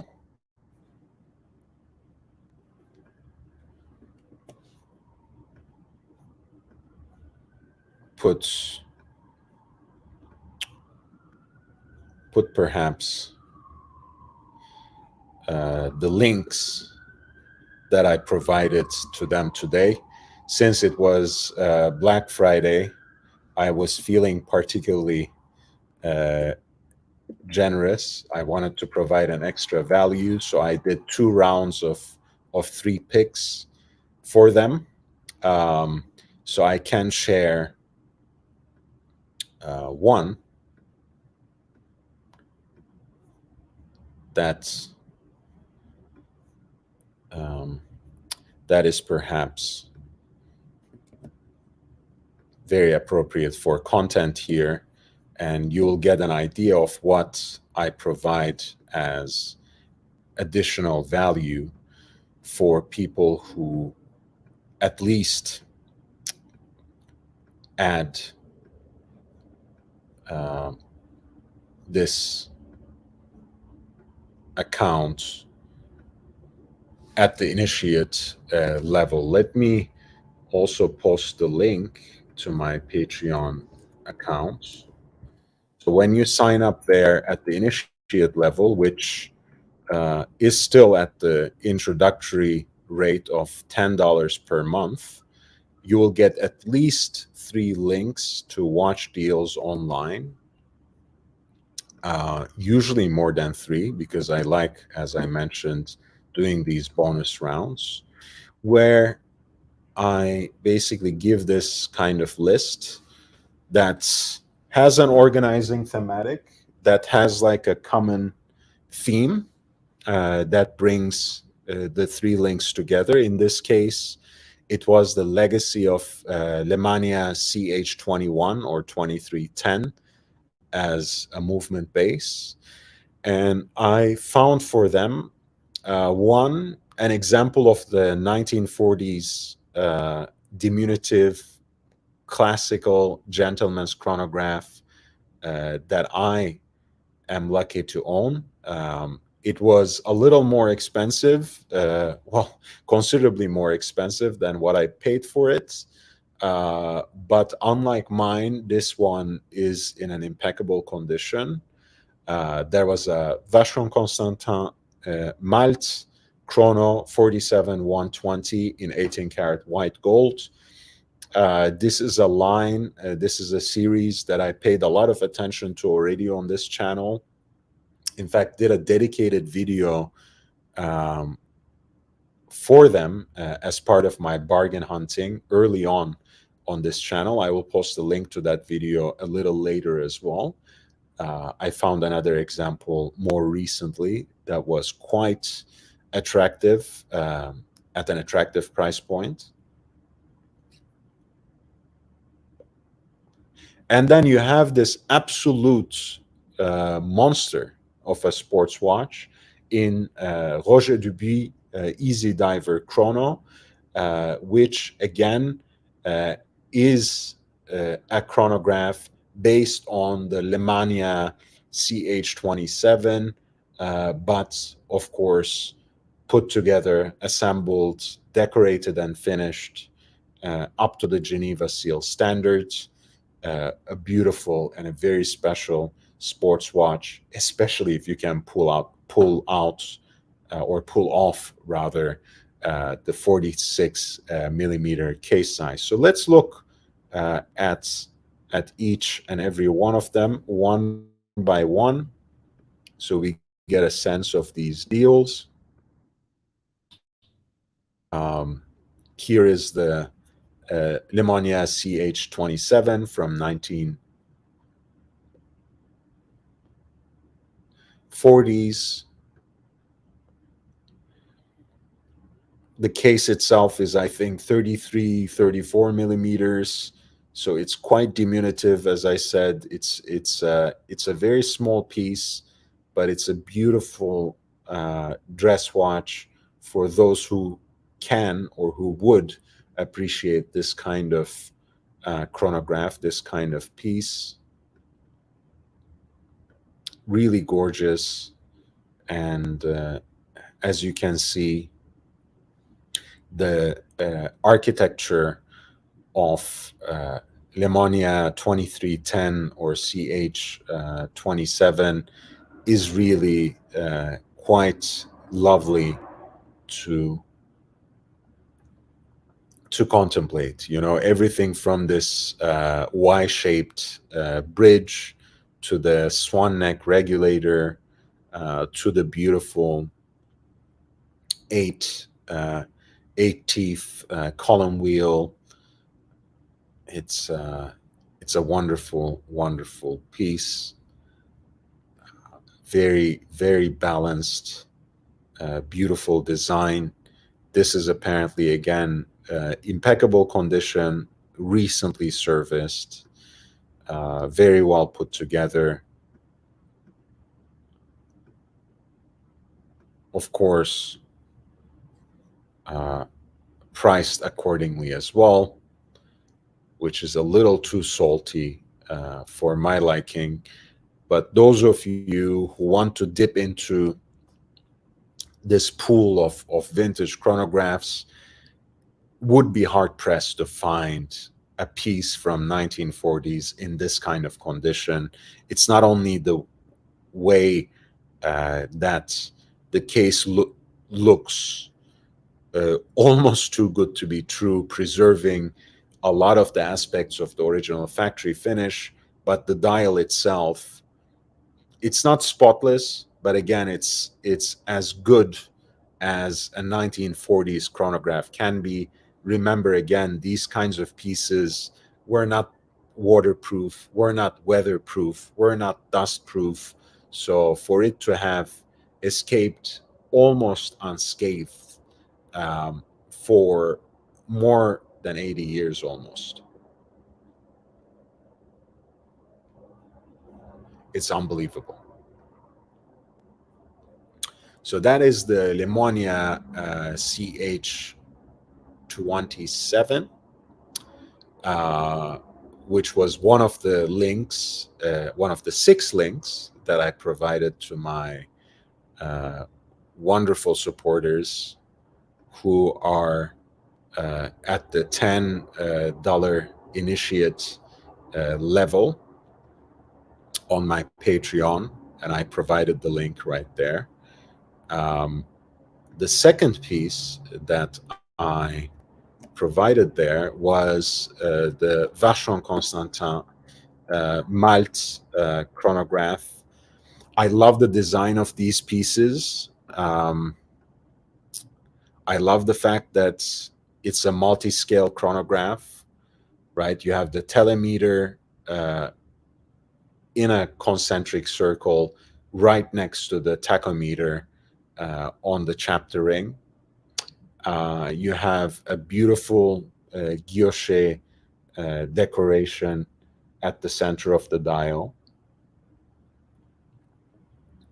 You have the alternating Arabic numerals and dot indices for the index markers. And you have these heat-blued hands for the chronograph seconds, as well as the 30-minute totalizer of the chronograph. And I think in white metal, this is a gorgeous watch that expresses all the signatures of the Vacheron Constantin visual aesthetic, right? It is very recognizable. It is mostly traditional and classic, but has that one flair, has that special touch that makes you recognize it almost immediately as a Vacheron Constantin watch. You usually have to take a single look at the lugs for that. In this case, you have beautifully splayed out and stepped lugs that play with the imagery of a Maltese falcon or a Maltese eagle, and that look like the eagle's talons. It's a beautiful, beautiful piece. I also love the sword hands, and the movement here is the Vacheron Constantin caliber 1141, which is, of course, based on the Lemonia CH27, or in this case, Nouvelle Lemonia CH27, since this is a 90s watch. And in this case, this white gold version is priced right under $20,000. And you can find this watch in a variety of metals, um, in all the varieties of gold, as well as platinum. And there is also a perpetual calendar version as well, perpetual calendar chronograph version, I should say. And I've explored this range and various deals within this range in a previous video on this channel. So let me post a link for that.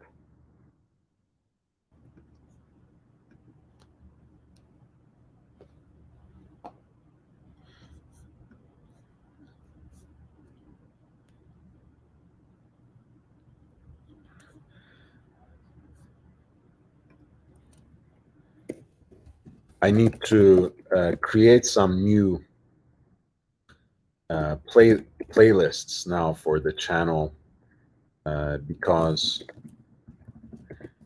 by now I've built quite an archive of videos that seem to be getting out of control by now. So I will.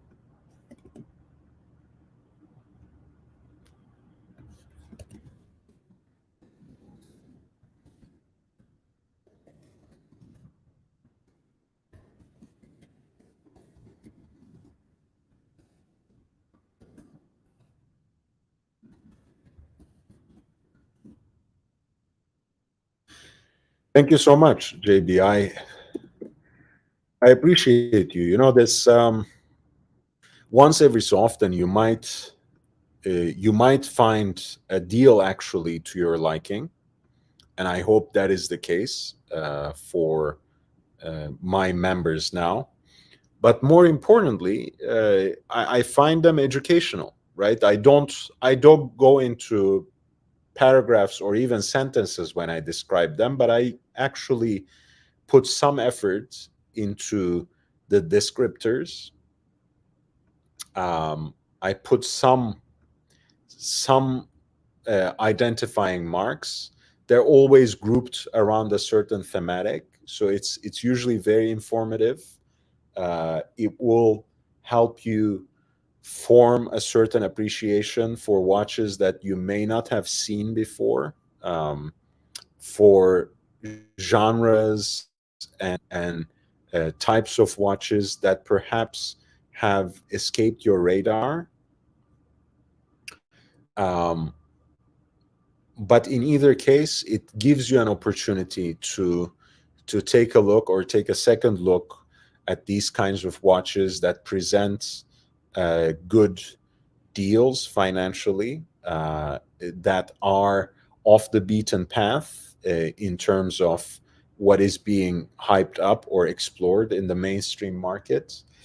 And ultimately also, they can always be more appropriately tailored to your interests once you become a member on Patreon, at least at that initiate level, for $10 per month, if not more. You will be able to message me directly and ask for certain kinds of recommendations, right? You know, maybe you'll say, in the next couple of weeks, can you provide some recommendations on vintage divers watches from the 70s? Can you provide some recommendations once every so often on vintage diver chronos? Which brings me to my next point and to the next watch that I presented to my members on Patreon. Patreon is a website, but I think they have they have an app too.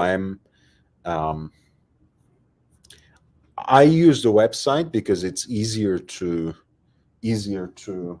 message everyone. But let me see, they must have an app for it as well. I'm pretty sure that there is an app for it. Let's see.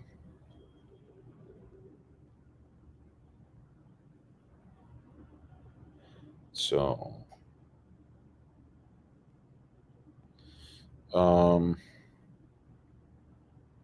App Store. Man, I'm so bad with technology that it's not even funny.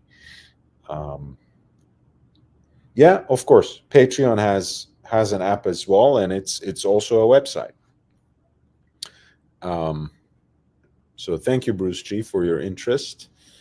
This was one of the 6 deals that I posted today. I usually post at least 3, but since it was Black Friday and I had a little more time in my hands, I posted 6. This is a Geneva Seal watch. This is Roger Dubuis sports activity watch, namely what he called an easy diver. It is a chronograph version with this attractive, um, slightly pink slash copper tinted dial with a sort of cobblestone decoration that radiates from the center.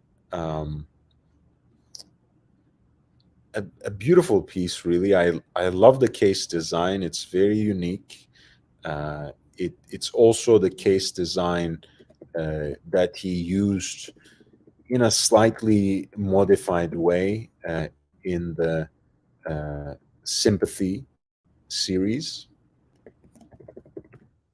Here, of course, it is the um, 3 lug expression of it with a rubber band that fits perfectly and sits flush with the case.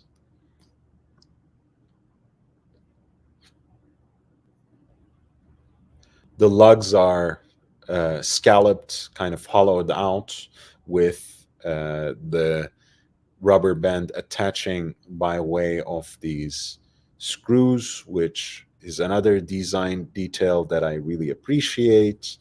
I love the way that the pushers and the crown are designed.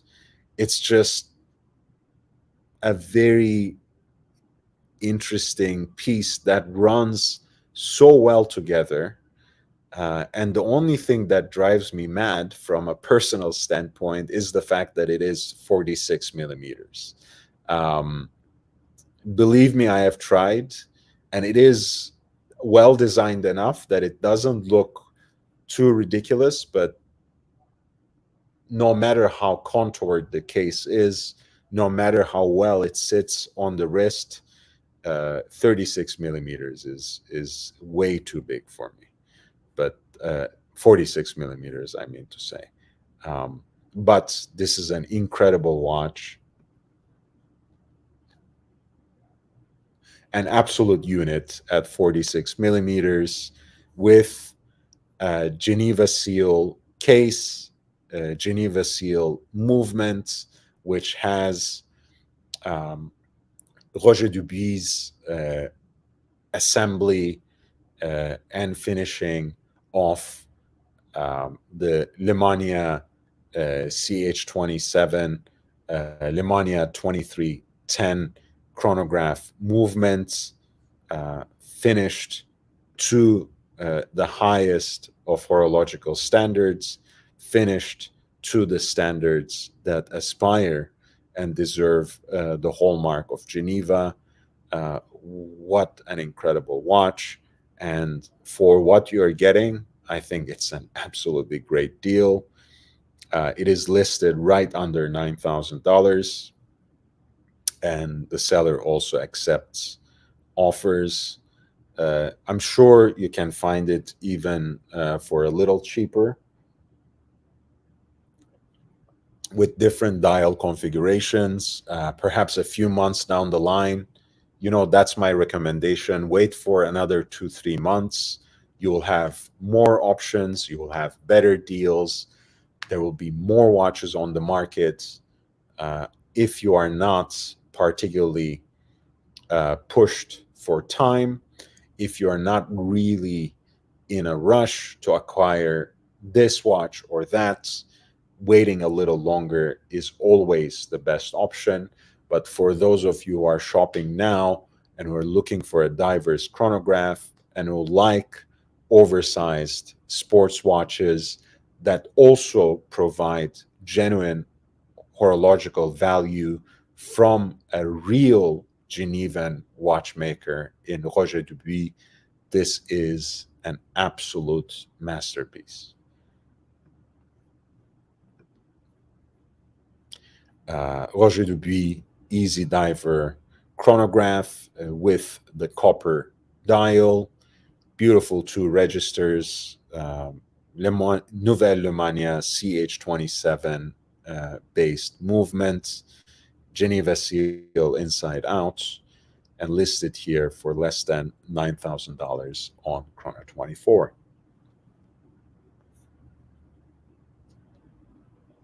So even the wishful thinkers, dreamers, and miracle hopers of Chrono24 are coming back to reality, or should I say, crashing down to reality. I'm sure other gray markets profiteers will be next to follow. Uh, watch this space. We'll talk more about deals on watches. You know, I always bring them up, but I wanted to give you a glimpse of what I provide to some of my most loyal listeners on a regular basis through Patreon. And still, the entry level is $10 per month, and you get a lot of value. In addition to a direct line of communication to me, you get at least 3 links to watch deals online, which you can also, in a way, tailor to your own needs, to your own preferences, to your own aspirations and wishes. By the way, please hit the like button. I don't know if I asked this at all today, but it helps. It matters quite a bit. Actually, it makes all the difference in the world. Um, if you can do that for me, I would really really appreciate it.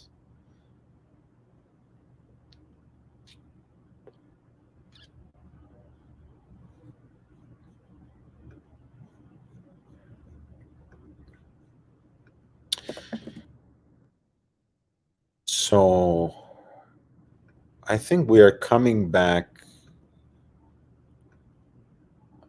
Yeah, we're slowly coming to the end of this broadcast. I might just take a quick break and come back. In the meantime, if you have any questions, if you have any requests, or if you simply want to jump on to the panel, feel free. I'm sending the link right down here. We can talk about watches a little bit. We can just shoot the shit, or talk about the World Cup a little bit. There have been a few surprise results, a few giant slayings already in the first round. I'm thrilled, honestly, because usually the first round, the group stage of the World Cup, can be a little boring, can be a little tiresome, can be a little uninteresting. I like it when we have a few surprise results that jolt some of these bigger teams into the gravity of the situation. And now we will have the last half week, 1.5 week of the group stage, I think, with a different kind of intensity. And again, remember, this is the last time we will be able to properly enjoy the World Cup at the 32 team group stage, where you have 2 qualifiers and 2 who are eliminated. So it's a very clear cut and dry vision. By the end of the group, 2 teams are out, 2 teams go into the next round. It's pretty clear. I think the format will be a little confusing next time around, so enjoy it while you can. In the meantime, I will try to bring up group standings, perhaps, in the World Cup. We don't have to continue with that. We can go back to watches. Um, let's see. But I need to take a little break.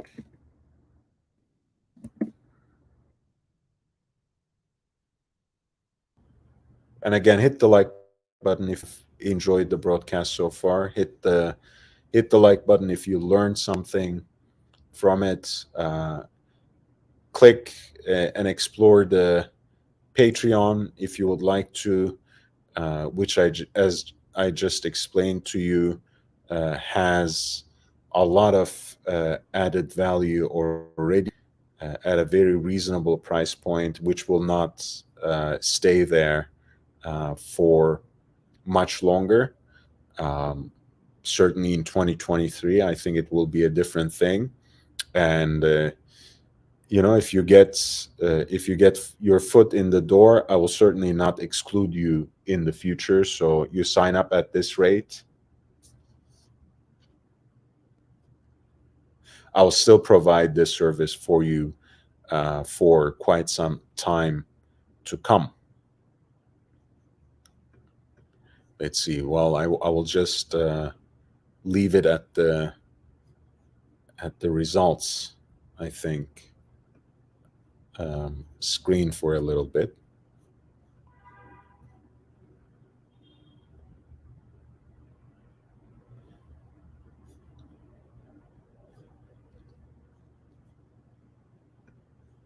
And I will be right back. Feel free to jump onto the panel as well, as I mentioned, and I will let you in once I'm back.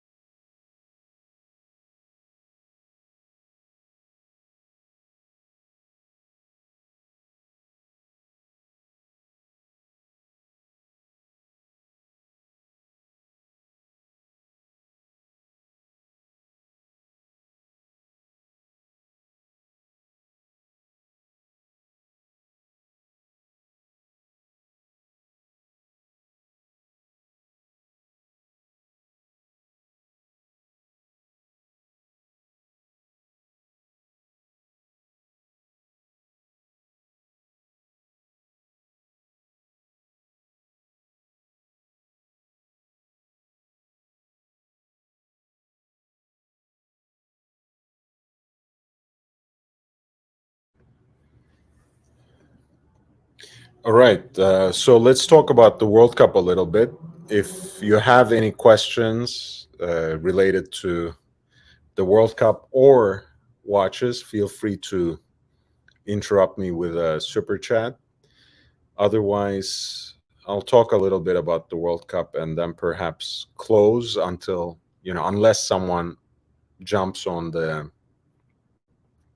panel and has something to talk about. Um, of course, the opening game was the hosts playing against Ecuador, and Ener Valencia scored a brace, and it was already quite a difficult beginning for the ceremonies in Qatar. I don't think they stood much of a chance to begin with, but as you know, they're already eliminated since they also lost to Senegal 1-3. At least they already scored a goal, which was actually registered by one Mohamed Montari. So congratulations to them. But they have already taken their exit from the tournament. They are actually officially the first team to be eliminated. It's tough, and they were actually handed with the draw, really a peach of a group. They should have been better prepared for this championship. They knew it now, almost for an entire decade, if not longer. I think it was announced in 2012, or was it earlier? Anyway, they invested so much. They have literally recruited all over Africa and parts of West Asia. Um, you know, very young recruits. I hesitate to use any other term, and it's impressive. Really, put it sarcastically a little bit, that they have failed so miserably. England got a great start to the tournament, which surprised me, honestly, because I think Iran was a little befuddled, perhaps also a little shaken by what is going on in the tournament, in their own country. I really find Gareth Southgate to be entirely out of his depth at this level, entirely inappropriate as a coach for a team of England's caliber. I know people will rehearse all this shtick about how far they have gotten in all the tournaments where Southgate was at the helm. I think they should have made the final more than once, and they should have already gotten their hands on a cup with this sort of generation, with this kind of pool for them. I mean, France also plays a terrible game with Deschamps at the helm for the most part, but they at least know how to win when they're facing opponents like the US, which England couldn't crack today. And his selections are just absurd and confusing. I mean, I really don't understand who in their right mind can play Trippier instead of a Kyle Walker. But I guess he had a decent season at Newcastle. I mean, and Newcastle has been doing quite well so far this season, I guess. But why choose Trippier ahead of Kyle Walker and ahead of Trent Arnold-Alexander? Does this team not deserve another solid striker other than Harry Kane, who is not always in his top form? More recently, not really in his top form for club or country. I don't know. Senegal had a rough start to the campaign, losing to the Netherlands 2-0, but they have recovered by now by quite an impressive display against the hosts. I find Senegal to be a very promising and important team. Mendy at the goal is quite reliable. Of course, Sadio Mane is one of the best players of his generation. Honestly, I just don't don't find a reason why they shouldn't progress into the second round, if not further. I think US kind of blew it a little bit by losing, by conceding that late penalty to Wales.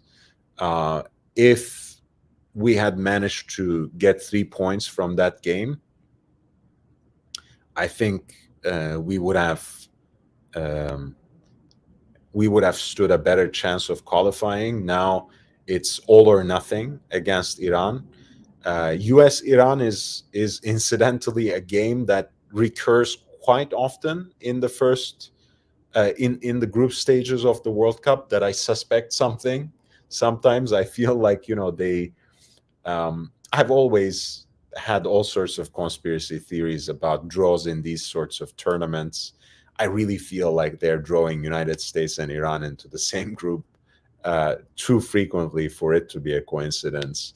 But it's one of those derbies of the World Cup, even though it's really two relatively minor teams, but very proud nations and rival nations at that. So with Iran having won against Wales with two goals in the dying moments of the game, it sets up for, I think it's November 29th. Yes, for November 29th, a very interesting group final of sorts, probably for the runners-up spot. But Wales still has a chance of qualifying. If they beat England, they might find a way, especially if the other one is a draw, or maybe not. I think they still have a slim chance depending on the scoreline. But anyway, I think the winner of if the Iran United States game has a winner, that team probably qualifies after England. And if Iran is a winner, Iran might even by some shock end up as group winners, which should be very interesting, especially at this historical juncture for that country. Saudi Arabia's opener against Argentina was an absolute shock. I don't know if you listen to that leaked video for their dressing room, where Hervé Renard was absolutely amazing as a motivator, and really whipped them up to shape for the second half, and helped them win one of the best victories and one of the major, perhaps the biggest upsets of the World Cup, which gives Saudi Arabia some chance of qualifying, which gives Argentina much more of a harder job in the last two games of the group.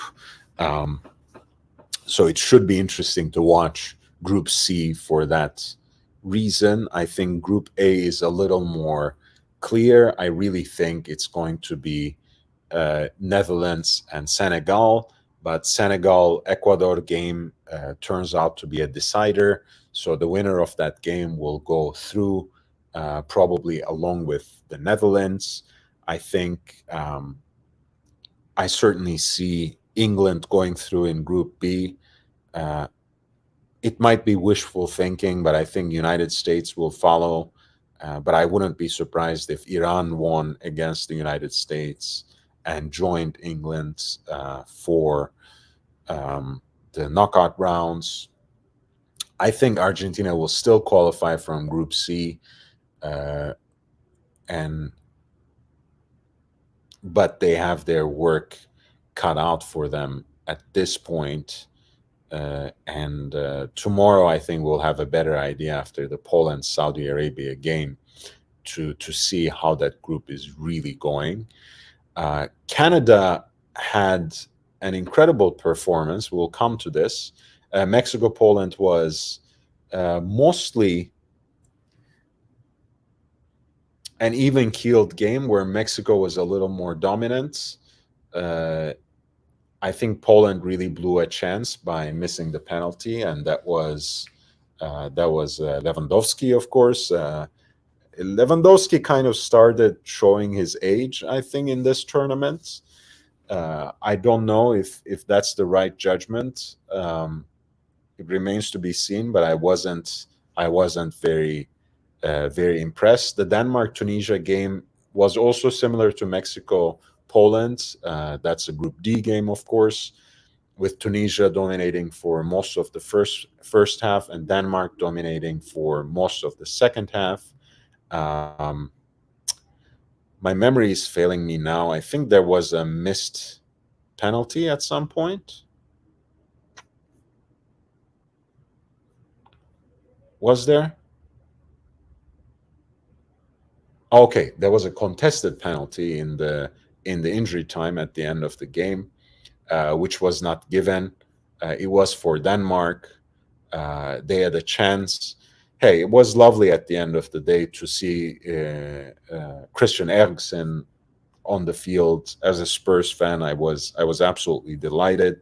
I know he doesn't play for Spurs anymore and hasn't for quite a long time, but he was part of that, part of that squad where we came as far as we can ever come before things get Spursy. Where runners up spot is pretty good for Spurs, if I may say so myself. France Australia was an absolute mismatch. I don't know if I should say anything. Germany Japan was another uh, amazing game. I really enjoyed. As much as I wanted to support Germany because I don't have any other teams left, with Italy not playing. Um, but anyway, it is what it is. I like supporting Italy in World Cups. They have been absent for the last two. I was kind of courting Germany, but hey, Japan scored two brilliant goals.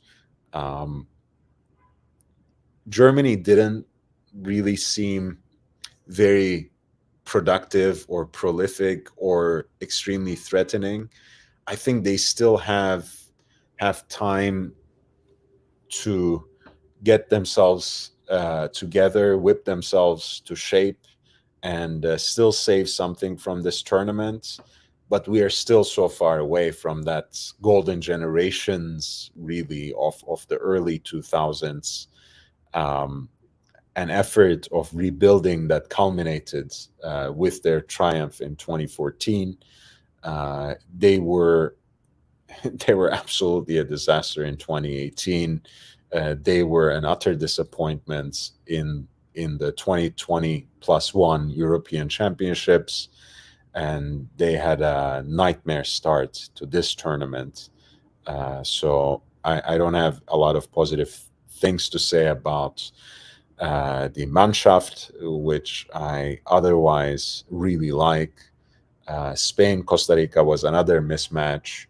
Um, the whole passing based, possession oriented football of Spain uh, completely nauseated and demolished Costa Rica and ended up with the 7-0 scoreline. And as far as I know, Gavi became probably the second youngest player after Pele to score in a World Cup finals tournament. As you know, Mbappe in the last World Cup became again one of the youngest players to score in a final match. Um, I think he was still a little older than Pele, which just shows you how amazing Pele was when he broke out onto the world scene. Sheer athleticism at that age, at that time period, it was absolutely mind blowing. I still remember watching those performances from video cassettes where we didn't have this sort of global approach and reach of soccer where you could watch 90-minute games, from all over the world every day of the week. Switzerland Cameroon game was really interesting because um, Bril Embolo, who scored the Swiss goal, is actually born in Cameroon, so he didn't even celebrate. But they ended up grabbing the 3 points.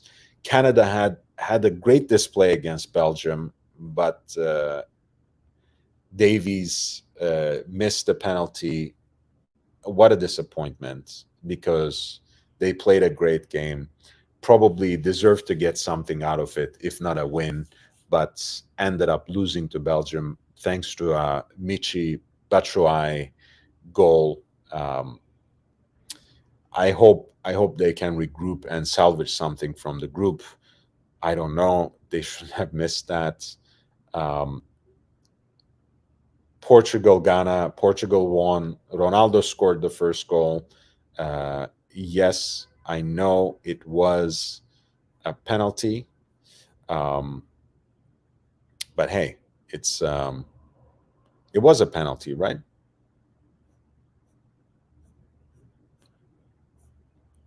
Okay, I hope I'm not. Yeah, it was a penalty. Um, but hey, people miss penalties all day. We were just talking about Lewandowski's miss.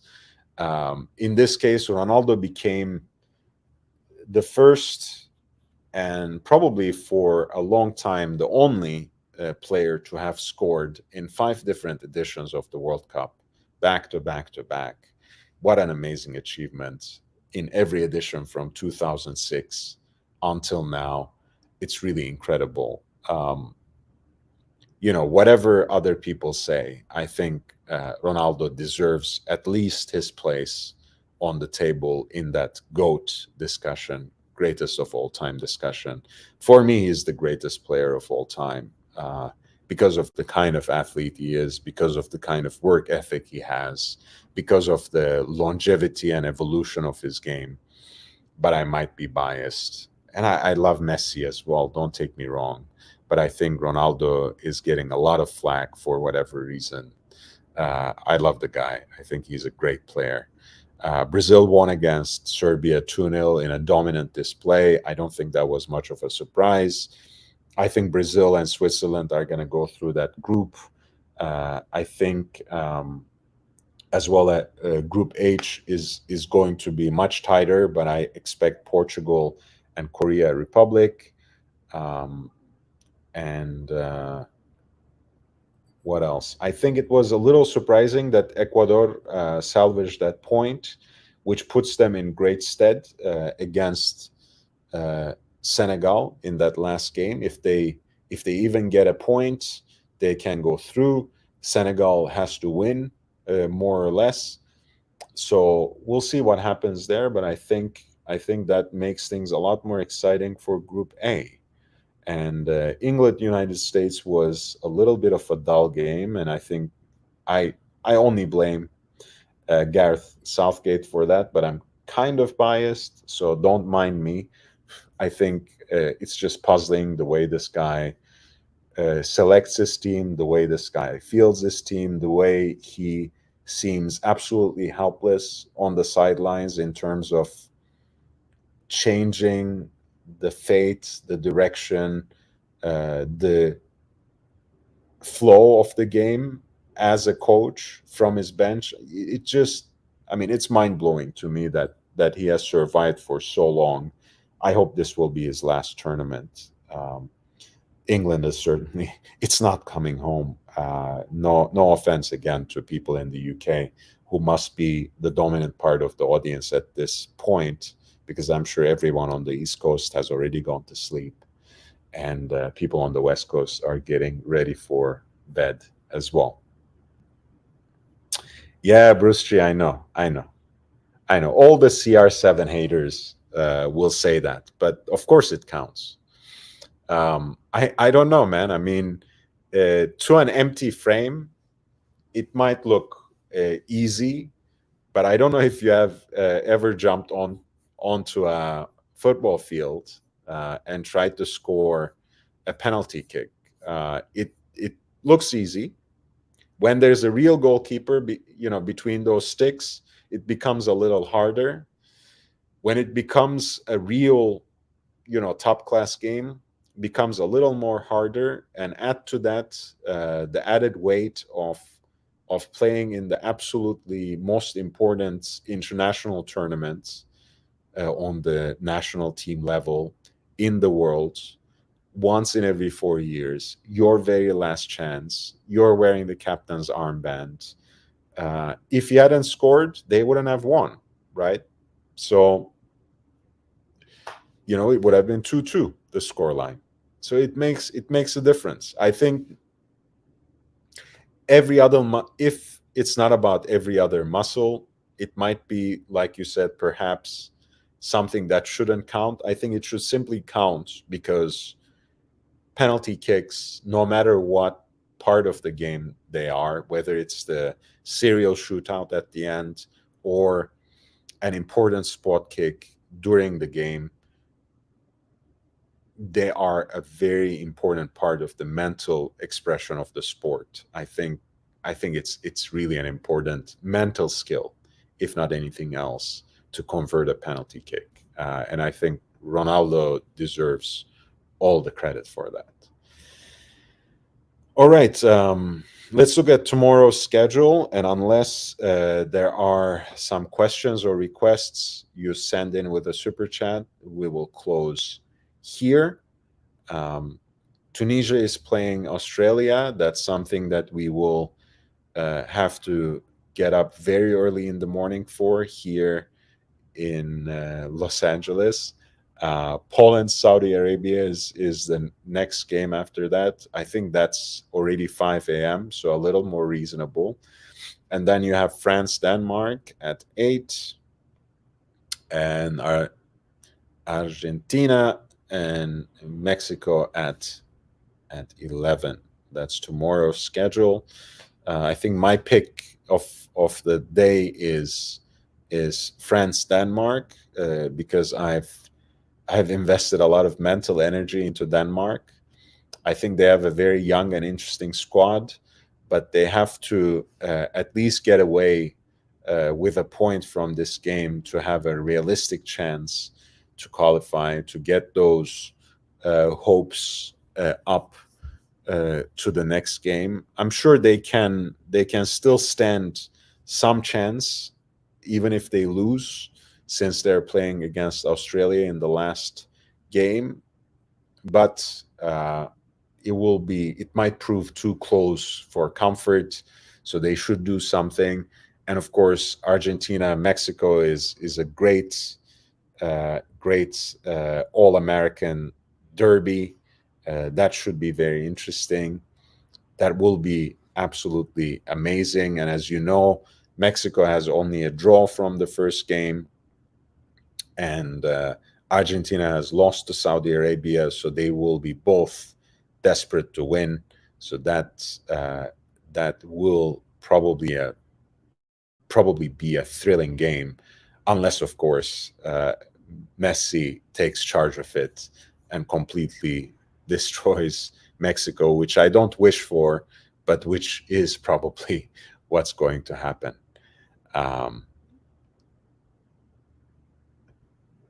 Bruce G, I was just saying something about it. Hey, my heart says US. My mind kind of says Iran. By all means, it can be simply a draw, but I'm really guessing that Iran will win, because they're desperate for some cause for celebration. It's a very difficult time for the country.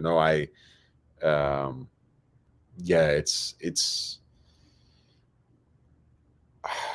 I don't like making very explicit political statements on this channel, but I guess I can make an exception in this case. I hope the Iranian people will finally bring that regime down. And if that's going to happen, let this qualification be the first signal of a new Iranian revolution. So hopefully that will be a scoreline that will resonate with the slogan "Woman, Life, Freedom." Um, I would like the US to win and progress into the second round. I feel like Iran is going to at least get a point, if not win. Um, and it's going to be a high tension game. Um, a lot of youngsters in the U.S. squad, and I think they finally deserve something. You know, I would like them to progress into the knockout stages, so they prove something, so they can get a little bit of self-confidence within that squad. So I would like US to win. I think Iran is going to get something from that game, at least enough to qualify. All right. With that being said, I think I'm taking off. I would like to have continued a little more, but no one is coming on for the panel, and I want to take a little bit of a rest, and maybe, you know, in the last few minutes of the day, maybe I will dip into some online deals. Who knows, for Black Friday? Maybe I'll miss out on them, but in either case, I wish everyone a happy holidays. Please click the like button. Please hit the upvote before you sign out. That would be really appreciated, and it makes all the difference in the world. Um, you know how to contribute to the channel if you would like. The links are in that sticky chat there. If you would like to become a member on Patreon, that will not only be an absolutely appreciated commitment for increasing the quality and quantity of content on this channel, it will also return to you immediately as 3 very important links to watch deals online on a daily basis. I think it's a great deal. It's not going to stay at that price point forever, so take advantage of it while you can. In either case, I appreciate your presence and support. Thank you so much, Bruce G. Thank you, Jake Brooks, for your super chat. And thank you, Mike David, for your generous PayPal contribution. I love you all. I'll see you tomorrow. And until then, I bid you adieu. We'll catch up soon again, friends. Take care.